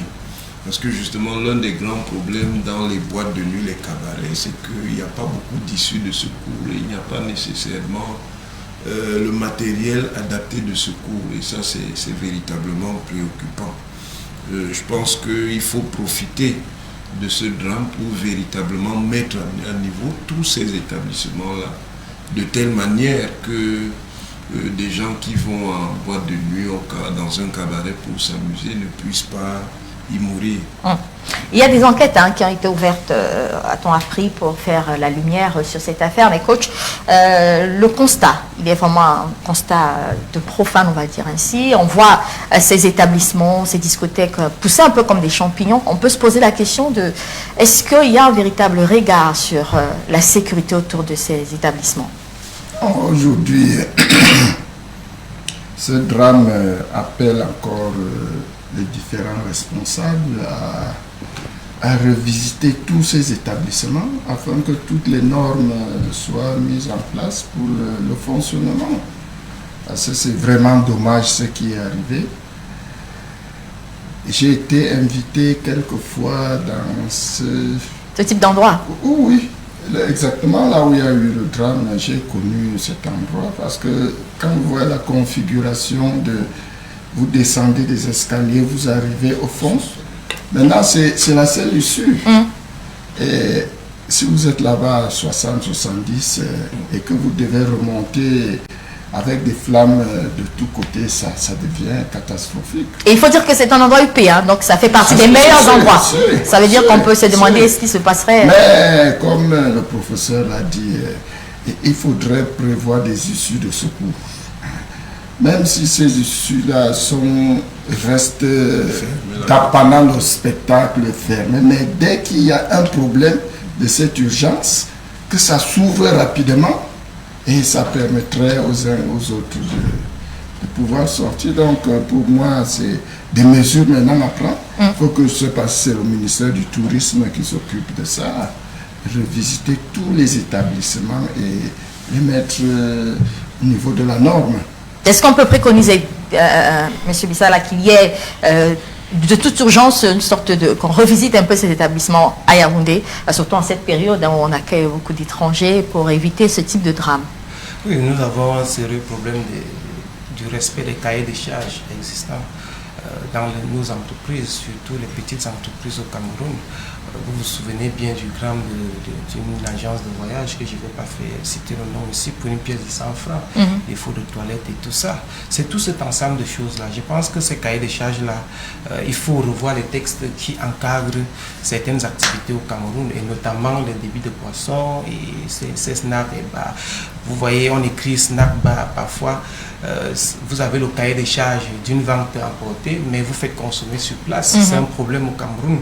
Vous avez des gens qui ont les autorisations de boulangerie, de pâtisserie, qui ont en même temps la boîte de nuit, le snack, le bar. Pourtant, ils ne sont pas dans les règles et ils n'ont pas d'autorisation d'ouverture et d'élargissement de ce genre d'activité. Donc, je pense que ça interpelle les autorités, effectivement, je souscris, et il faudrait que les membres du gouvernement en charge de ces secteurs-là prennent le taureau par les cornes, à défaut de revisiter les anciens textes qui régulent ces activités qui sont, à mon sens, déjà un peu dépassés. Il faut revoir, il faut actualiser, puisque lorsque ces textes étaient mis en place, ont été votés, adoptés et promulgués au Cameroun, je ne sais pas si on lançait encore on lançait déjà ce type de feu, dans les boîtes de nuit. Je ne sais pas s'il y avait ce qu'on appelle aujourd'hui les chichas et autres là. Ce sont des nouvelles choses qui entrent dans la consommation et dans les prestations dans ce secteur-là. Il faut adapter les textes, il faut réguler, il faut veiller, et il faut surveiller. Il faut aussi que, du côté de la sécurité, vous savez bien que même certains établissements qui ne sont pas souvent à norme, lorsque les agents de sécurité arrivent là, je ne sais pas comment ils font pour être aussi en complicité avec eux. Il y a un problème, un déficit de régulation. Il y avait des actes de certaines autorités administratives dans certaines circonscriptions qui disaient que ces points devraient fermer à une certaine heure. Mais aujourd'hui, ce n'est pas respecté. Ces gens vont jusqu'au matin, jusqu'à 10 h du matin, et ils font du tambourinage et autres là. Ça me rappelle simplement le secteur des églises. Je n'ai rien contre eux, mais je pense que le secteur des églises et le secteur des bars, snacks, restaurants au Cameroun, il y a une sorte de laisser aller. Il faut réguler les textes, il faut les réviser ces textes-là, il faut les adapter de telle sorte que ces textes répondent aux normes, et après ces textes-là, il faut passer effectivement, alors, parce que lorsque nous perdons des citoyens, vous avez vu la qualité, la hauteur et la grandeur des personnalités que nous avons perdues là-dedans, et non seulement ça, des jeunes sur le Cameroun de demain, et nous ne prendrons pas de risques. C'est vrai, on peut trouver la mort partout, même dans ce sujet comme nous sommes, mais quand même on n'ira pas chercher la mort de nous-mêmes, parce qu'il y a un déficit de régulation et de contrôle.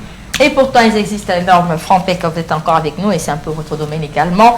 On parle aujourd'hui, parce qu'il faut dire, après le livre, il y a eu un autre incendie qui a touché également un autre snack bar à Yaoundé.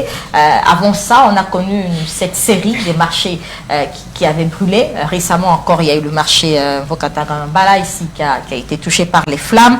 C'est un problème de normes, diriez-vous, de respect de normes qui ressort au regard de tous ces incidents?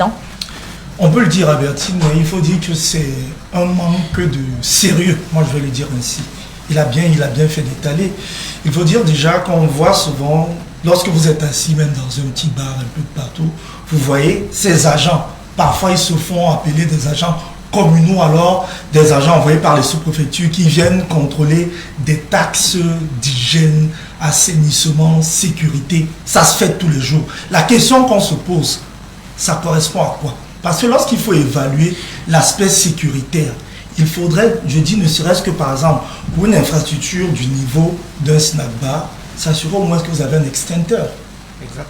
Vous assurez quand même que vous avez des alarmes de détection de fumée, des alarmes contre incendie. C'est vrai, il a dit quelque chose qui m'a beaucoup plu, Albertine. Il faudrait que les textes soient revus. Pourquoi? Parlons par exemple des alarmes contre l'alarme de détection de fumée. Dans une boîte de nuit, nous sommes d'accord que ce type d'alarme ne sert à rien. Parce que là, dans les boîtes de nuit, il y a des fumées de divertissement. Donc, il faudrait revoir même qu'est-ce que l'alarme doit détecter dans une boîte de nuit. Et cela doit se faire en concert avec des experts. Ce n'est pas difficile. Nous avons quand même l'agence des normes et de la qualité au Cameroun, la norme qui regorge des experts en termes de normes et d'établissement des normes qui peuvent prêter main forte. On a des experts dans les questions de risques et de sécurité qui ne sont pas utilisés. Lors de la construction d'un des édifices d'un certain niveau, il faut ce qu'on appelle l'étude d'impact environnemental. On ne sait pas pourquoi ça se fait. Ce n'est pas de façon fantaisiste. C'est pour regarder non seulement de regarder ce que l'infrastructure peut avoir comme impact sur les populations environnantes et même sur des gens qui vont fréquenter cette infrastructure sur le plan environnemental et sécuritaire. Maintenant, si au moment de votre construction, vous n'avez pas respecté cette étape, le législateur a tout prévu. Il y a ce qu'on appelle la notice environnementale. Ça veut dire, bien que ça existe déjà, on peut venir évaluer encore votre édifice. On vous apporte quelques actions correctives pour éviter que certaines catastrophes arrivent. J'ai l'impression, pour avoir fréquenté ces lieux-là, que rien n'est respecté. Le coach l'a dit. Pour aller, on ne va pas... C'est vrai que le rapport d'enquête n'est pas encore connu, mais si pour aller quelque part, la seule issue, je vous dis, vous allez au sous-sol, et pour sortir, vous devez remonter. Si un incendie oublié, comme on le dit trivialement, oublié, vous n'allez pas vous évaporer pour sortir. Je dis, vous êtes condamné dans un terrier comme un rat. Je dis, pour sortir, c'est vrai. Et ce type d'infraction, c'est condamné, ça ne doit pas exister. Vous êtes dans un bâtiment, une boîte de nuit, où il y a des feux d'artifice, où il y a des fumées un peu partout, c'est des jeux de lumière, c'est tellement inflammable, on ne peut pas se permettre, imaginez avec beaucoup d'alcool. C'est vrai, des gens, je suis beaucoup de supputations Albertine. La cause de cet incendie, c'est trop facile. C'est vrai que les enquêtes vont nous dire. Mais je vous dis, c'est l'alcool avec des feux d'artifice, déjà, je vous dis, ça produit de la... Vous le faites bien de le dire, puisqu'on a parlé d'autres choses. Hein. On a parlé d'autres choses. On a imaginé beaucoup de choses. On n'est même pas obligé d'aller sur d'autres choses. Moi, je vous dis, feu d'artifice, alcool, ça va produire des étincelles et vous savez ce qui va s'en suivre. Raison pour laquelle il faudrait vraiment mettre sur pied de véritables mesures. Et moi, je l'ai dit après, il faut former le personnel. Oui. Parce que parfois, on est là, il y a même un extincteur, parce que je suis sûr que si on part filmer, vous allez voir un truc rouge accroché sur un mur. Personne ne sait comment l'utiliser. Ouais. Je vous dis, l'extincteur, Albertine, il peut même être ici à BNews. Si personne n'a été formé à incendie, il va vous servir à quoi? Vous ne savez même pas comment on l'utilise, à quoi il sert. Pas d'issue de secours, pas d'alarme. Je dis, il faut une réelle formation. Raison pour laquelle moi j'encourage ces entreprises, ces bâtiments à recruter, c'est pas difficile. Des responsables de sécurité, alors des HSE. C'est pas trop demandé. Vous n'êtes pas obligé d'avoir ces gens-là tous les jours. Vous pouvez travailler en partenariat avec un cabinet de temps en temps qui vient recycler votre personnel. Lorsqu'il y a, par exemple, un gros problème, ces gens-là viennent sur place. C'est important. Pour ça, c'est on parlait de tolérance administrative, indiscipline, pour expliquer ce qui s'est passé. Est-ce que ça peut être des origines? Alors, on laisse les gens se débrouiller, alors qu'on est dans des secteurs, finalement, voire très délicats. Il y a le contexte structurel et il y a le contexte circonstanciel. La tolérance administrative a, disons, ses aspects positifs et là aussi son envers. Est-ce qu'il y a peut-être des endroits, des domaines dans lesquels on doit être plus dur un peu? Oui, sur les exigences de sécurité, il faut être assez dur. Parce qu'en fait, ça peut mettre en cause non seulement les biens, mais surtout les hommes. Donc il faut être très très dur en matière de sécurité. Je pense que parmi tous les risques, c'est cette histoire où il n'y a pas d'issue de secours. Il faut au moins que les gens aient la possibilité de s'en sortir. Parce que comme Franck disait tout à l'heure, ils sont pris comme des rats dans un terrier. Ça peut être un incendie, ça peut être une attaque aussi. Hein? Oui. On ne peut pas fuir. Il faut des issues de secours à tout prix dans ce genre de choses. C'est le minimum. Il y a aussi l'exigence de formation du personnel, savoir détecter les débuts des dangers. Et parce que suivant certains récits, ils disent qu'ils ont cru que c'était toujours les feux d'artifice habituels et tout, le temps que l'incendie se répande. Un dernier mot à propos de ce drame, hein, coach. Les enquêtes se poursuivent, mais il faut que les autorités soient plus pointues. Parce que c'est bête de mourir de cette façon. Le professeur l'a dit, tu vas pour t'amuser et puis on te ramène dans un cercueil. C'est bête parce qu'on n'aura pas pris les mesures nécessaires. Donc que les responsables chargés de ces établissements mettent en place un nouveau protocole qui puisse mettre les Camerounais vraiment à la... Albertine, sans vouloir 2 secondes, tu dis ne pas le dire aussi, c'est pas sérieux. Ça devrait faire quand même preuve de manque de sérieux. On a quand même des sapeurs-pompiers, ça il faut le dire. D'aucuns diront que c'est médecin après la mort, mais j'ai jamais vu un incendie au Cameroun qui a été sauvé grâce quand même à l'intervention.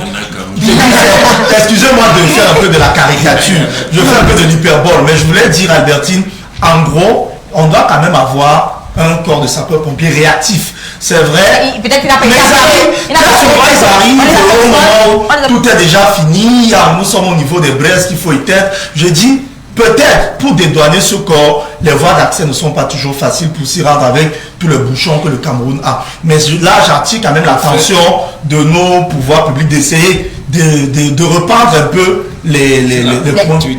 la couverture territoriale. Parce que si il fallait appeler les sapeurs-pompiers de Mimboman pour qu'ils viennent à Bastos, je vous dis, avec tout ça, je dis ça serait un peu très compliqué. Oui, monsieur Pissala. Oui, en dehors de cela, les sapeurs-pompiers, c'est pour résoudre déjà essayer d'éteindre l'incendie.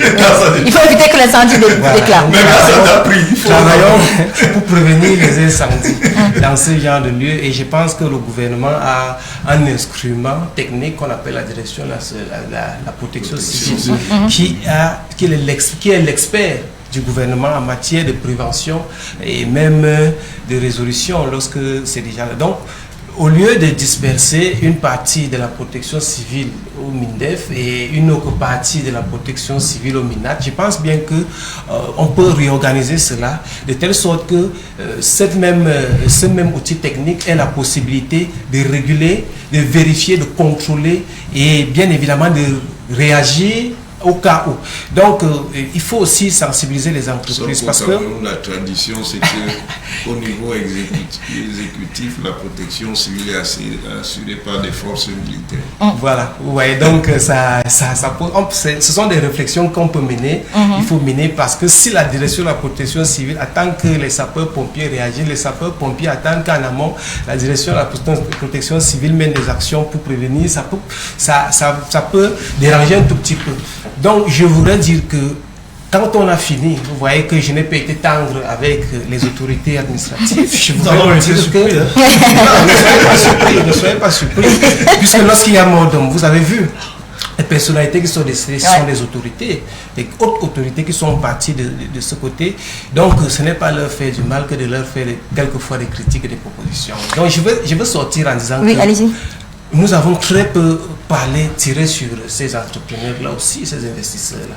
Vous voyez, Albertine, il y a des experts au Cameroun, des cabinets et même des structures qui font dans la formation le recyclage. Ça ne vous prendra pas 2 jours en entreprise pour former des agents à l'autodéfense, à l'autoréaction face à l'insécurité. Vous savez que beaucoup de ces gens, ce sont des simples spéculateurs, ils veulent juste gagner de l'argent. Voilà, donc il y a un problème. Mais il faut sécuriser son argent justement, de ce qu'on veut en gagner. Il faut donner les pouvoirs à la direction de la protection civile avec un organisme des pouvoirs certains qui leur permettent de réagir et de sanctionner directement ces gens. Parce que toute entreprise, je dis bien même des maisons, tout le monde devra savoir manipuler, ne serait-ce qu'un extincteur.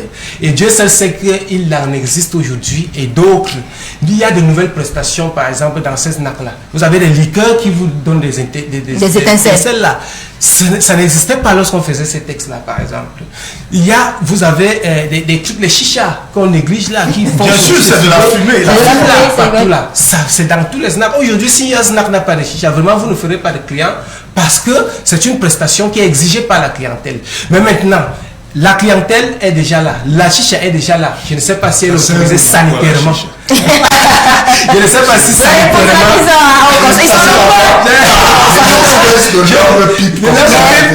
s'est changé ça. Je ne sais pas si déjà sur le plan sanitaire, c'est bien recommandé pour nos citoyens où vous voyez quelqu'un fume là, il passe à l'eau, il se passe en temps de Covid. Je ne sais pas si c'est conforme. Il y a cet aspect aussi. Donc, il faut de la rigueur. Il faut de la rigueur. Nous n'allons pas riposter par la suite, justement, par les enquêtes. C'est vrai, les enquêtes vont nous aider, mais il faut renforcer ces normes-là à la base et donner des pouvoirs aux experts dans le domaine de la sécurité incendie au Cameroun pour que cela puisse nous aider à anticiper les grands pareils que nous pouvons clairement éviter. On l'a déjà dit, hein, on va peut-être insister. Après la construction d'un établissement comme celui-là, on doit faire l'objet d'une sorte de... Non, c'est bien avant, Albertine. On doit évaluer, non, avant de l'autorisation d'ouvrir un... Pourquoi construire avant l'autorisation? Il faut donner... Normalement, vous devez déposer toutes les prestations, toutes les réalisations, tous vos business plans, c'est l'administration qui doit, avec les experts, analyser tous ces aspects, sécurité et tout. De telle sorte qu'avant de poser le premier parpaing, l'administration sache ce que vous voulez construire là, par comment le consommateur pourra s'en sortir. Vous n'allez pas construire un trou à rat, embarquer les citoyens en centaines là tous les soirs, et c'est après que l'administration va venir demander est-ce qu'on peut sortir par là ou pas. Non du tout. Ça se passe en amont et en avant, et c'est des experts qui doivent le faire en amont, au lieu de réagir par la suite lorsqu'il y a des morts. Est-ce que toutes ces réactions vont remplacer ces morts? Lorsque vous avez un colonel d'un corps d'élite qui est parti, lorsque vous avez un médecin de la trame de la dame qui est partie, sans compter des autres amis et camarades que je connais qui sont partis là-dedans, des jeunes cadres d'administration, ça ne se remplace pas dans un pays avant 15-10 ans pour former un élément comme celui-là. Donc, il faut prévenir. Lorsqu'on prévient, on peut éviter cela. Ce sont des choses, des petits aspects sur lesquels nous pouvons prévenir en quelques temps. Très bien. Merci à vous d'avoir réagi sur ce sujet. Les enquêtes se poursuivent. Donc, on a une pensée pour toutes les victimes de ce drame. Au LIF Nightclub de Yaoundé, je pense particulièrement à la famille du docteur Fanny Mahamat, que je connaissais personnellement et qui est donc décédée dans cet incendie. On va prendre une autre pause. Merci à vous, Franck, d'avoir été avec nous durant cette partie de l'émission. On va retrouver quelqu'un d'autre, Vincent Songidjo, qui va vous remplacer pour... Il parle déjà en fin de là. il va déjà en fin de là. C'est 13h30. Il va dire là, qui va nous remplacer parce que nous allons aller du côté de l'Afrique de l'Ouest. On prend juste la transition, on revient.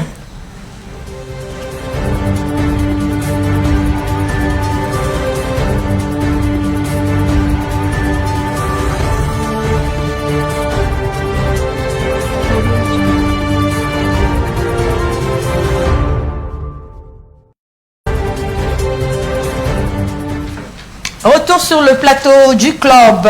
L'autre sujet qui nous intéresse ce dimanche, c'est bien sûr celui relatif à ce que nous avons appelé ce tournoi pratiquement de putsch auquel on assiste du côté de l'Afrique de l'Ouest. 5 mois seulement après la Guinée, avec la destitution de Alpha Condé lundi, les militaires ont proclamé au Burkina Faso le renversement du chef de l'État, Omar Kaboré.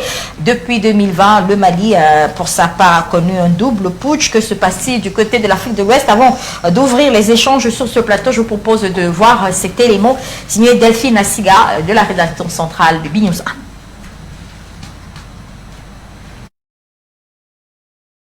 Le mouvement d'humeur déclenché dimanche dernier dans plusieurs casernes militaires au Burkina Faso a finalement livré son agenda caché.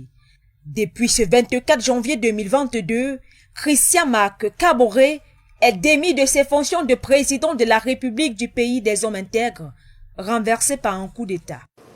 Amis du Burkina Faso, au regard de la dégradation continue de la situation sécuritaire qui menace les fondements même de notre nation, de l'incapacité manifeste du pouvoir de M. Roch Marc Christian Kaboré à unir les Burkinabés pour faire face efficacement à la situation, et suite à l'exaspération des différentes couches sociales de la nation, le mouvement qui regroupe toutes les composantes des forces de défense et de sécurité a ainsi décidé de mettre fin au pouvoir de M. Roch Marc Christian Kaboré ce 24 janvier 2022. La Constitution est suspendue. 2. Le gouvernement est dissous. 3. L'Assemblée nationale est dissoute. 4. Les frontières terrestres et aériennes sont fermées pour compter du 24 janvier 2022 à 0 heure, et ce, jusqu'à nouvel ordre. 5. Un couvre-feu est instauré de 21h à 5h du matin sur toute l'étendue du territoire national à compter de ce jour jusqu'à nouvel ordre. Voici le nouvel homme fort du Burkina Faso, le lieutenant-colonel Paul-Henri Sandaogo Damiba, président du mouvement patriotique pour la sauvegarde et la restauration. Des informations sur son parcours renseignent qu'il a fait ses classes en France. Titulaire de Master 2 en sciences criminelles, il est nommé commandant de la 3e région militaire du pays par le président déchu, ceci au lendemain de l'attaque menée par les djihadistes le 14 novembre 2021 ayant entraîné la mort de 57 personnes. L'opération de dégagement de Christiamak Kaboré s'est faite sans effusion de sang. Les personnes arrêtées sont détenues dans un lieu tenu secret et dans le respect de leur dignité, selon le communiqué numéro 1, lu à la radio-télévision burkinabé par les militaires lundi dernier. Des décisions importantes sont d'ores et déjà prises par les putistes qui prennent à témoin la communauté nationale et internationale. Le mouvement patriotique pour la sauvegarde et la restauration s'engage à proposer dans un délai raisonnable, après consultation des forces vives de la nation, un calendrier de retour à un ordre constitutionnel consensuel.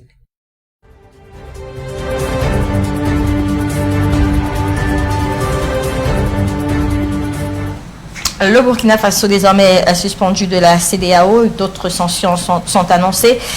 Professeur Mathias, on parle du Burkina Faso, mais de façon générale, on le disait, on assiste comme à une sorte de tourment, de putsch du côté de l'Afrique de l'Ouest. On parle quand même d'une sous-région qui semblait juste ici, on va dire un peu démocratique, où la démocratie semblait avoir pris corps. Comment expliquer ce retour des hommes armés à la tête de ces États, le Mali, le Burkina Faso, Guinée? Ça, ce sont des perceptions justement qui sont superficielles, c'est-à-dire qui, pour évaluer une situation, ne s'en tiennent qu'à ce qui leur apparaît immédiatement visible. Effectivement, l'Afrique de l'Ouest, et particulièrement l'Afrique de l'Ouest sahélienne, est en ce moment exposée à une vague de déstabilisation par une véritable épidémie de coups d'État. Coup d'État au Mali, coup d'État en Guinée, coup d'État au Burkina Faso. Il y a quelques agitations au Niger. Même en Côte d'Ivoire, le président Alassane Ouattara n'est pas très rassuré. Il a envoyé son premier ministre avoir une petite conversation avec les militaires. Ce malaise-là, il est évidemment créé par le défi de souveraineté que constitue la propagation du djihadisme dans cette sous-région. Et évidemment, ça pose de sérieux défis pour les forces de défense et de sécurité dans ces pays-là. Et ce sont des pays qui n'ont pas toujours, c'est pas très différent de ce qu'il y a ailleurs, mais qui n'ont pas toujours toutes les capacités logistiques et opérationnelles pour faire face à ces menaces. Et les pouvoirs ne comprennent pas souvent les malaises qui se produisent à ce moment au sein des forces de défense et de sécurité. Ça peut conduire effectivement à de tels renversements. S'il fallait comparer l'Afrique de l'Ouest et l'Afrique centrale, c'est qu'en Afrique centrale, pour revenir à votre perception de départ, on estime que les pouvoirs sont un peu plus rigides, conservateurs, si vous voulez le terme. L'ancrage souverain des États est plus fort. Contrairement à ce que l'on peut percevoir. Oui, il est plus fort en réalité. Il ne faut jamais confondre la question de la construction de la souveraineté et la question de la construction de la démocratie. La démocratie, c'est un mode d'aménagement de la souveraineté. Si vous n'avez pas une souveraineté forte, la démocratie est fragile. Et c'est précisément à ça que sont confrontés des pays comme le Mali qui justement était un exemple en matière de transition et même de consolidation démocratique. Même de laboratoire. Oui, mais qui finalement, en raison des fragilités de souveraineté, se trouve pris dans un engrenage, coup d'État, transition démocratique, coup d'État, transition démocratique, depuis à peu près 15 ans. Et justement, cette crise djihadiste est venue réveiller dans des pays comme le Burkina, les fragilités anciennes. Vous savez que le Burkina est accoutumé au coup d'État depuis longtemps. Depuis 78, lors de 66 déjà, lorsque le général Sangoulé Lamizana renverse le président Maurice Yaméogo. 78, le général Sangoulé Lamizana lui-même est renversé par le colonel Saïe Zerbo. 80, le commandant Jean-Baptiste Ouedraogo renverse Saïe Zerbo. 82, Saïe Zerbo est renversé lui-même. Et finalement, en 83, Sankara renverse Ouedraogo, et puis en 87, Sankara lui-même est renversé par Compaoré. Puis il y a le coup d'État, la tentative de coup d'État, le coup d'État déjà avant Djendéré, le coup d'État qui porte le nom colonel Zida au pouvoir, et qui ouvre la transition, puis le coup d'État manqué de Diendéré. Donc ça réveille donc les démons anciens du Burkina. Et ces équilibres militaro-sécuritaires sont très sensibles. Ce n'est pas non plus un hasard si ce coup d'État se passe au moment où on veut entrer dans le procès sur la mort du capitaine Sankara. C'est que effectivement les forces qui étaient à l'œuvre sont encore là. Il y a encore des gens qui sont vivants et qui ont occupé une place importante dans le système politique et sécuritaire burkinabé et qui ne veulent pas qu'on aille au bout de la vérité. Et l'ambiguïté d'ailleurs, pour terminer, c'est qu'on ne sait pas encore véritablement quel est le positionnement pertinent du président de transition, le lieutenant-colonel Sandaogo Damiba. Est-ce que il est dans la logique nationaliste, populiste et progressiste, par exemple, du colonel de la Guinée. Goïta? Bon, le cas guinéen est beaucoup plus ambivalent. Ce n'est pas évident. Il est fort possible que ce soit les néo-compaoristes qui ont profité de la situation pour revenir en force, surtout qu'il y a une ambiguïté sur la situation actuelle du général Diendéré. On ne sait pas exactement s'il est toujours en prison. Il y a eu des rumeurs disant qu'on l'aurait mis un peu à côté. Bon, c'est ce qui se dit. Attendons d'avoir les clarifications. Est-ce qu'il faut ici attendre quand même? Est-ce qu'on voyait ça venir du côté du Burkina Faso, ce coup-là? Vincent Guidjol qui nous a rejoint, je ne vous ai pas présenté, qui nous a rejoint, donc connu sur notre consultant également, Vincent Guidjol, le juriste. Est-ce qu'on s'y attendait au Burkina Faso? Il faut toujours s'y attendre à l'instabilité au Burkina Faso, du moment où l'ancien président Blaise Compaoré est toujours en exil. Ça, il faudrait toujours s'y attendre parce que on l'a toujours dit, Blaise Compaoré est parti du pouvoir par des mécanismes un peu compliqué. Et il faudrait toujours avoir à l'esprit que c'est quelqu'un qui part du pouvoir avec un certain poids politique. Donc, quelque part, de son côté, il y a des frustrations. Donc, nécessairement, tout ceci peut engendrer une certaine instabilité. Bon, le prof a essayé de, on va dire quoi, glorifier un peu l'Afrique centrale sur le plan de la stabilité démocratique comparativement souveraine. Ok. Comparativement à l'Afrique de l'Ouest. Sauf que cette boîte de Pandore, aujourd'hui, qui entraîne cette recrudescence des coups d'État au niveau de l'Afrique de l'Ouest, est partie bel et bien de l'Afrique centrale. On a entériné un coup d'État au Tchad. Toujours est-il que le coup d'État a été entériné. Au lendemain du décès du président Déby, il y a eu un coup d'État aujourd'hui. D'aucuns ont essayé de le mettre entre guillemets, mais toujours est-il que ça a été un coup d'État. Est-ce que c'est la même chose? Est-ce qu'on n'est pas? Est-ce que c'est pas? Est-ce que c'est la même chose? On n'est pas dans le même scénario quand même. Je voudrais vous faire observer que tous ceux qui font des coups d'État, que ce soit au niveau du Tchad, que ce soit en Afrique de l'Ouest, ont pratiquement le même âge. Ce sont des officiers de police. Donc ici, on peut parler d'un effet domino. Je parle sous le contrôle du prof. Il y a comme une espèce d'émulation à ce niveau. Et c'est vrai qu'aujourd'hui, la présence djihadiste au sein de ces États ne constitue, de mon point de vue, que l'instrument. Tout simplement. Alors, le coach va prendre la parole pour la dernière fois parce que lui également va quitter ce plateau avant la fin. Alors, on sent... Il fuit la politique. Alors, on sent une certaine émulation au sein de la population qui semble accueillir à bras ouverts ces putschistes, ces militaires qui arrivent un peu comme un peu des sauveurs. Qu'est-ce qui peut expliquer ce sentiment de ces peuples qui semblent applaudir ces putschistes lorsqu'ils prennent les pouvoirs dans ces différents pays? Évidemment, c'est difficile d'applaudir les coups d'État. C'est le sentiment qu'on a lorsqu'on veut. Oui, on est entré dans une ère démocratique et chaque fois qu'il y a un coup d'État quelque part, vous trouvez des organisations qui s'opposent immédiatement au coup d'État. On a vu les Occidentaux condamner le coup d'État, on a vu d'abord les pays de l'Afrique de l'Ouest condamner ce coup d'État. Donc ça signifie que cette procédure n'est pas tout à fait réglementaire dans le fonctionnement des sociétés actuelles. Mais néanmoins, on a suivi que les Maliens ont accepté. Voilà. Même en état de poutiste. Donc moi je pense que faudrait peut-être attendre qu'on revienne à des procédures plus démocratiques pour que la paix revienne. Merci à vous d'avoir été avec nous, coach Martin Toumoupidé. On se retrouve après le match des Lions. On en reparlera. Bon dimanche à vous. Alors, monsieur un mot sur la situation aujourd'hui en Afrique de l'Ouest. Oui, je voudrais insister sur deux éléments essentiels.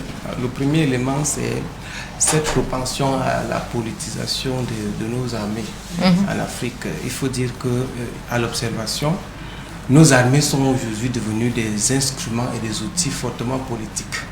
Et beaucoup de gens sont surpris aujourd'hui que ces armées-là ou ces officiers supérieurs aient des appétits de gouvernance politico-civile.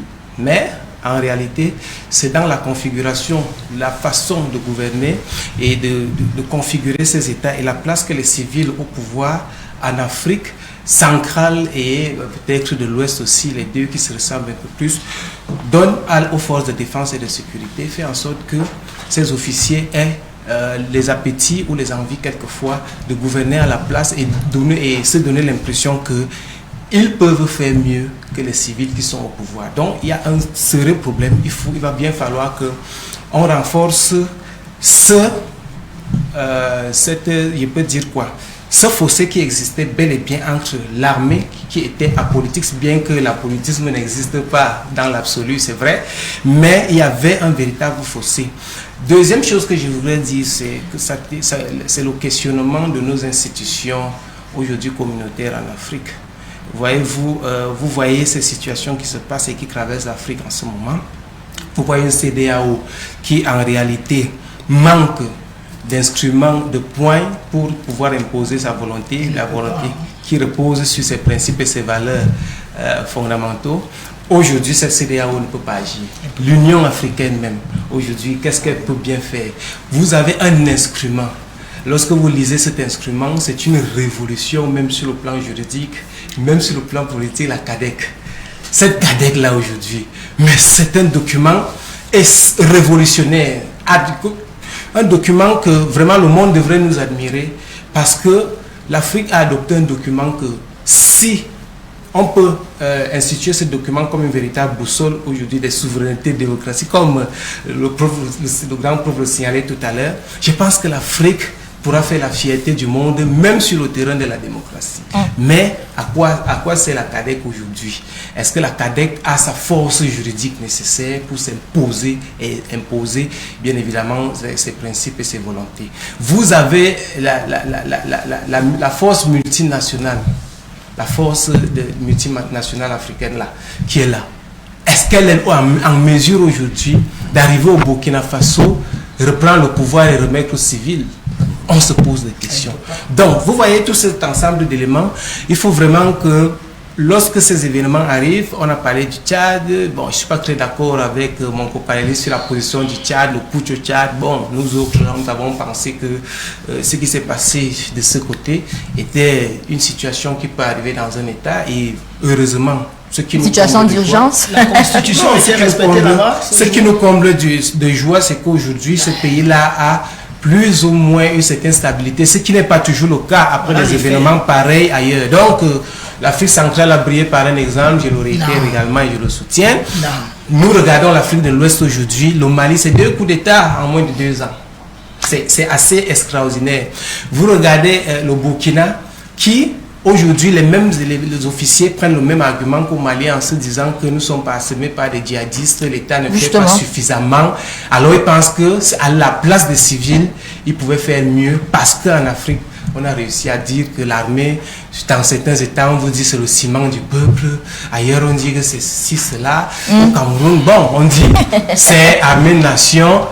Mais c'est suffisamment politique parce qu'il faut bien distinguer l'armée du civil, de la politique. Bien que vivant ensemble, il faudrait bien qu'on arrive à un moment où le militaire ne puisse même plus voter. Moi, je suis d'accord pour cela parce que... C'est un citoyen. Non, c'est un citoyen. C'est un citoyen aux missions bien précises. Bien précises dans la société. Il faut le dire. La politisation de l'armée conduit à ce que vous voyez là. Et ne soyez pas surpris que ça arrive en Côte d'Ivoire, au Sénégal. Bon, je ne souhaite pas en Afrique de l'Ouest. qu'on arrive en Afrique centrale aux officiers. Parce que je vais vous dire, je sors des en quelques secondes. Allez-y.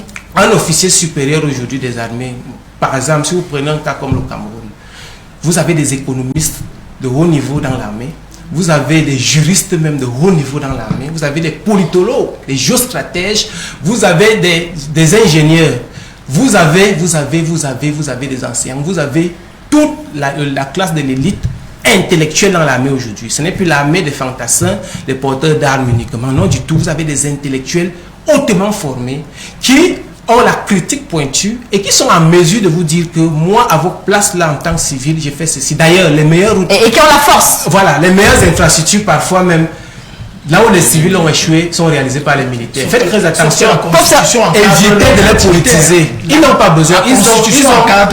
Ils n'ont pas un État dans un État, mais permettez-leur d'avoir leur cadre où ils peuvent se déployer dans ce qu'ils ont suffisamment appris à faire, sans être gênés ou alors ramener dans les histoires politiques, parce que c'est vous qui allez les chercher dans les casernes pour les ramener dans les urnes, les ramener dans les débats politiques, donner leur position sur les positions politiques dans les États en Afrique. Alors nous ne serons pas surpris que, une fois de plus qu'ils ont l'opinion politique, qu'ils puissent être capables de dire que nous pouvons faire mieux que vous. Donc c'est ça le problème. Il faut bien limiter, distancier le politique du militaire. Est-ce que ça vous semble un problème pertinent, professeur, la politisation de l'armée, pour prendre le terme de M. Bissala? C'est un problème.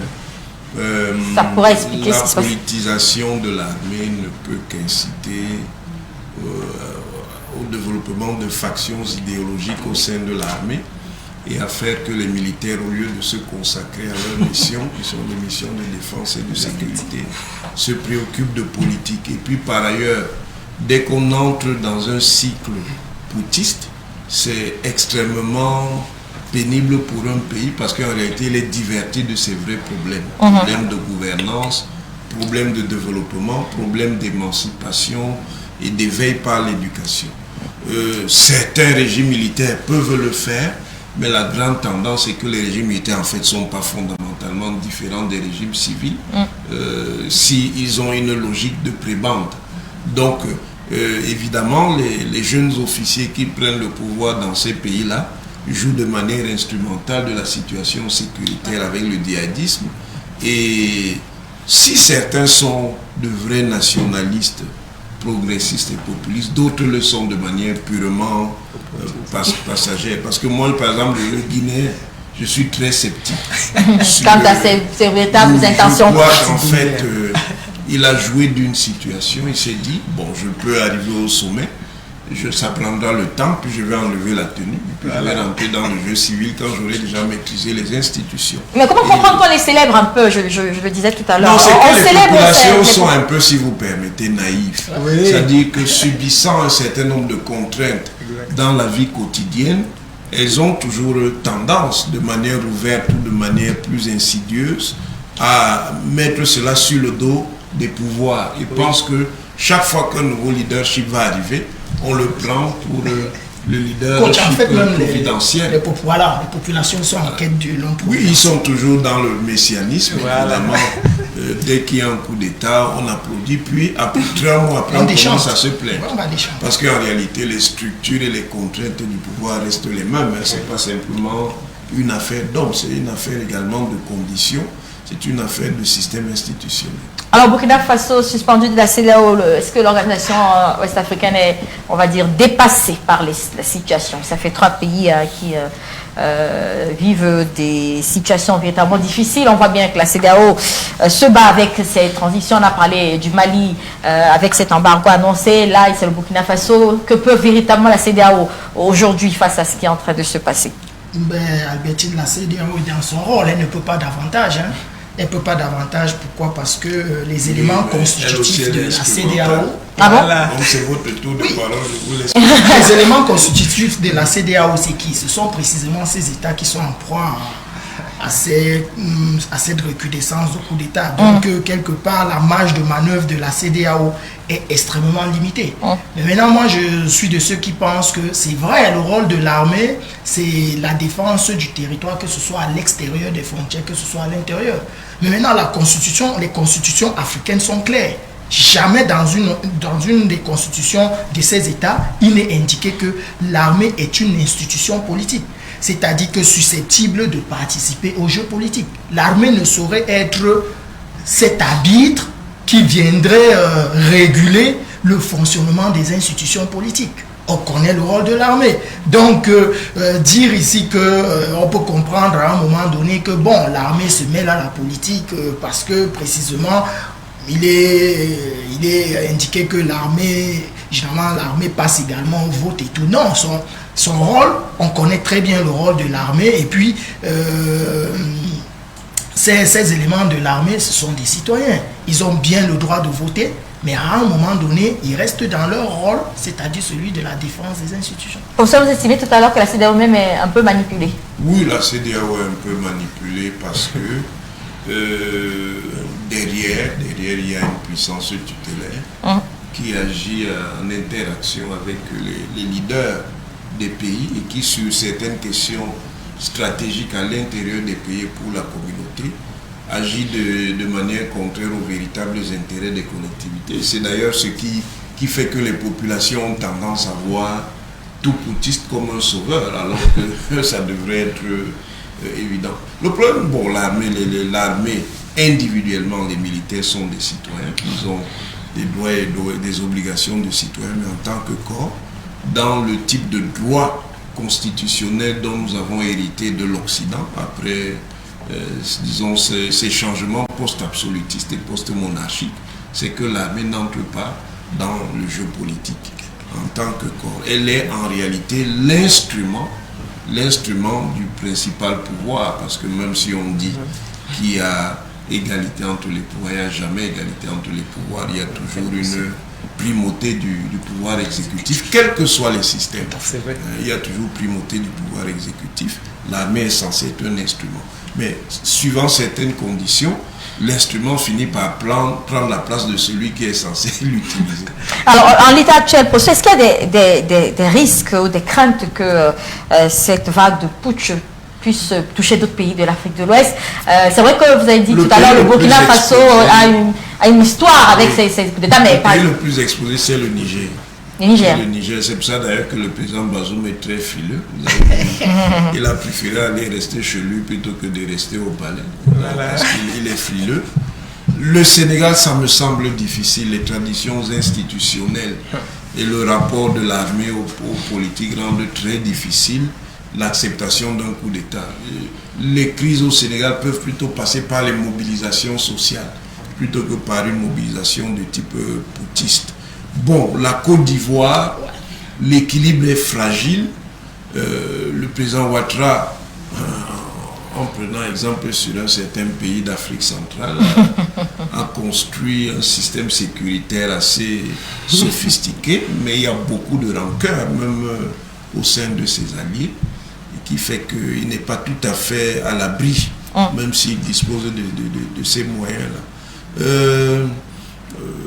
Mais il faut quand même que ces pays fassent attention, et puis surtout qu'au niveau du leadership sous-régional, qu'il dégage une stratégie pertinente pour prendre en charge cette question du djihadisme. Et c'est là où les choses sont compliquées, parce que le djihadisme est aussi le résultat de l'action de certaines puissances extérieures qui, dans leur dispositif de puissance, ont besoin d'aguerrir leur cadre et qui, justement, contribuent à susciter ces feux-là pour que ces cadres-là aient des expériences de terrain.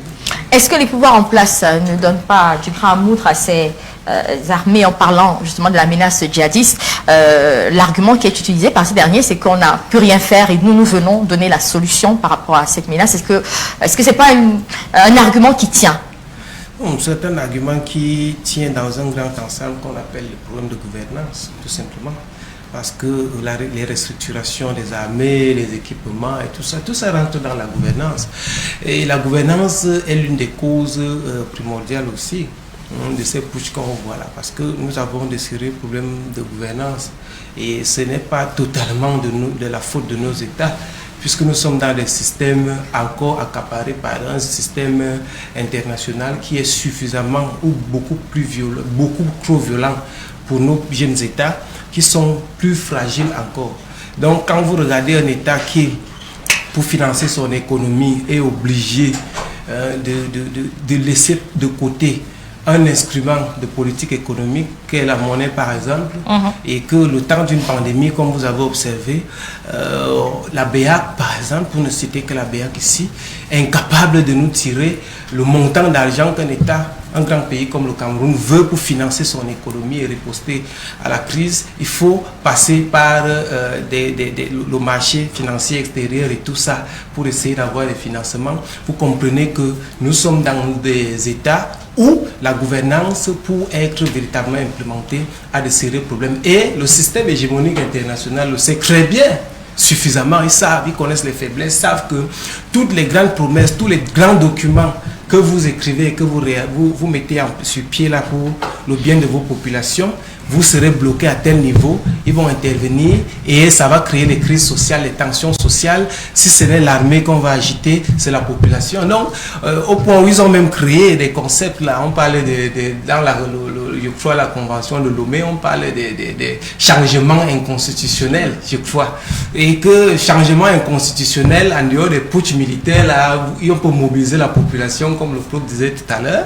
Vous voyez, tout cet ensemble de choses-là trouve ses racines dans les problèmes de gouvernance. Et les problèmes de gouvernance sans dédouaner aussi tous les dirigeants africains. Vous savez que beaucoup ne brillent pas aussi parfois par un cœur de leadership qui permet à ceux que, à leur place, puissent tenir compte des véritables problèmes des populations et les résoudre avec le peu de moyens, de ressources que nous pouvons disposer.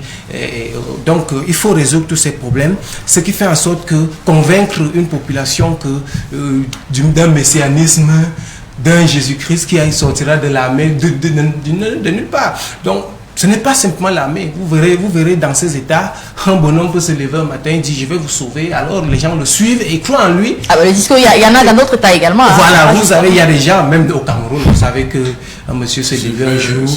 Voilà, et un monsieur s'est levé dans ce pays un jour. Il nous a dit que là où lui, il a passé toute sa vie, à vivre très bien là, ce n'est pas bon. Et que non, ces gens sont mauvais, au point ils ont fait de lui le grand homme qu'il est aujourd'hui. Donc, tout cet ensemble de choses, il faut anticiper en posant les problèmes de gouvernance, en utilisant rationnellement le peu de ressources que nous avons. Nous savons que c'est difficile parce que les deux instruments essentiels de la politique économique, que sont la monnaie et l'aspect budgétaire, on n'a que le budget. Tant on sait que le budget lui-même tire ses ressources même de cette monnaie-là, on voit que nous sommes dans des économies qui sont fragiles.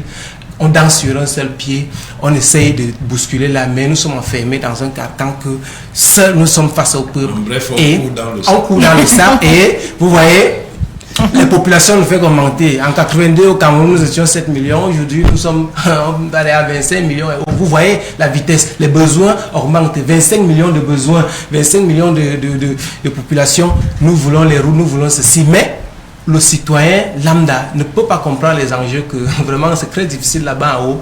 Et quand on est aussi en haut, certains ne veulent pas utiliser parfois rationnellement ce qu'on a. Ça fait que l'armée étouffe dans la caserne et dit voilà, il faut se saisir de cette opportunité. Nous pouvons faire mieux. Alors, professeur, vous l'avez dit tout à l'heure, on va poser encore la question. Vous avez dit c'est pas la même configuration en Afrique centrale, mais quand ça brûle chez votre voisin, vous vous sentez inquiété, préoccupé. Est-ce qu'en Afrique centrale, on est véritablement à l'abri de ce type de choses? Oui, en gros, on est à l'abri de ce type de choses, ce qui ne signifie pas que l'Afrique centrale n'ait pas ses propres sources de fragilité. Il y a peut-être certains pays qui ont, en raison de leur géographie politique, peuvent subir des effets de contagion, mais plutôt limités. En fait, l'État qui est exposé, c'est l'État qui est en Afrique centrale, mais est en réalité sociologiquement et anthropologiquement en Afrique de l'Ouest. C'est le Tchad. C'est le Tchad. Le Cameroun est aussi en partie en Afrique de l'Ouest par la sociologie et l'anthropologie, mais le centre de son ancrage souverain est plus bas. Et donc, il est en dehors de la zone de tension djihadiste. Lui-même, il est concerné évidemment par la zone djihadiste, comme nous le savons tous. Le Congo est très loin de la zone djihadiste, mais il a ses propres tensions internes. Mais par contre, justement, dans la plupart des pays d'Afrique centrale, à l'exception de la Centrafrique, l'ancrage souverain et ses formes sécuritaires sont très puissants. Là, on ne fait pas les putsch là-bas n'importe quoi. faut être bien préparé. Vicente va sortir par la même question. L'Afrique centrale, pour vous, à l'abri. Ouais, Albertine, il faut toujours craindre l'effet domino, hein, même si le prof essaye de diriger comme ça une barrière entre l'Afrique de l'Est et l'Afrique centrale. Moi, je continue à le soutenir. Tout ce qui se passe en Afrique de l'Ouest aujourd'hui a trouvé son épicentre au Tchad. Ça, je le maintiens. Trouvé son épicentre au Tchad. Et le Tchad fait bien partie de l'Afrique centrale. Donc, il faudrait toujours... Le capitaine Sanogo, c'était avant. Voilà. Oui, mais sauf qu'aujourd'hui, on parle beaucoup plus d'une forme d'avalanche. Voilà pourquoi je dis l'épicentre est parti de l'Afrique centrale. Il faudrait toujours craindre l'effet contagieux. Merci à vous d'être venu, cher monsieur. C'est la fin de cette édition du Club. On se retrouve dimanche prochain avec d'autres sujets. Dimanche, ce sera déjà la finale. Oui. Elle se joue exactement dimanche et on sera là avant pour décrypter. Voilà pourquoi vous avez parlé... commissaire principal. Voilà pourquoi vous avez parlé de dernière ligne droite. Oui, c'est la dernière ligne droite justement. Et dimanche, on sera là un peu avant le grand match. On espère que ce sera le Cameroun contre, par exemple, le Burkina Faso. Pourquoi pas la même affiche à l'ouverture qu'à la fin de cette Coupe d'Afrique des Nations. Merci à vous d'avoir été avec nous. On se retrouve dimanche prochain. D'ici là, passez le bon moment en compagnie des programmes de B News One. Bon dimanche à tous.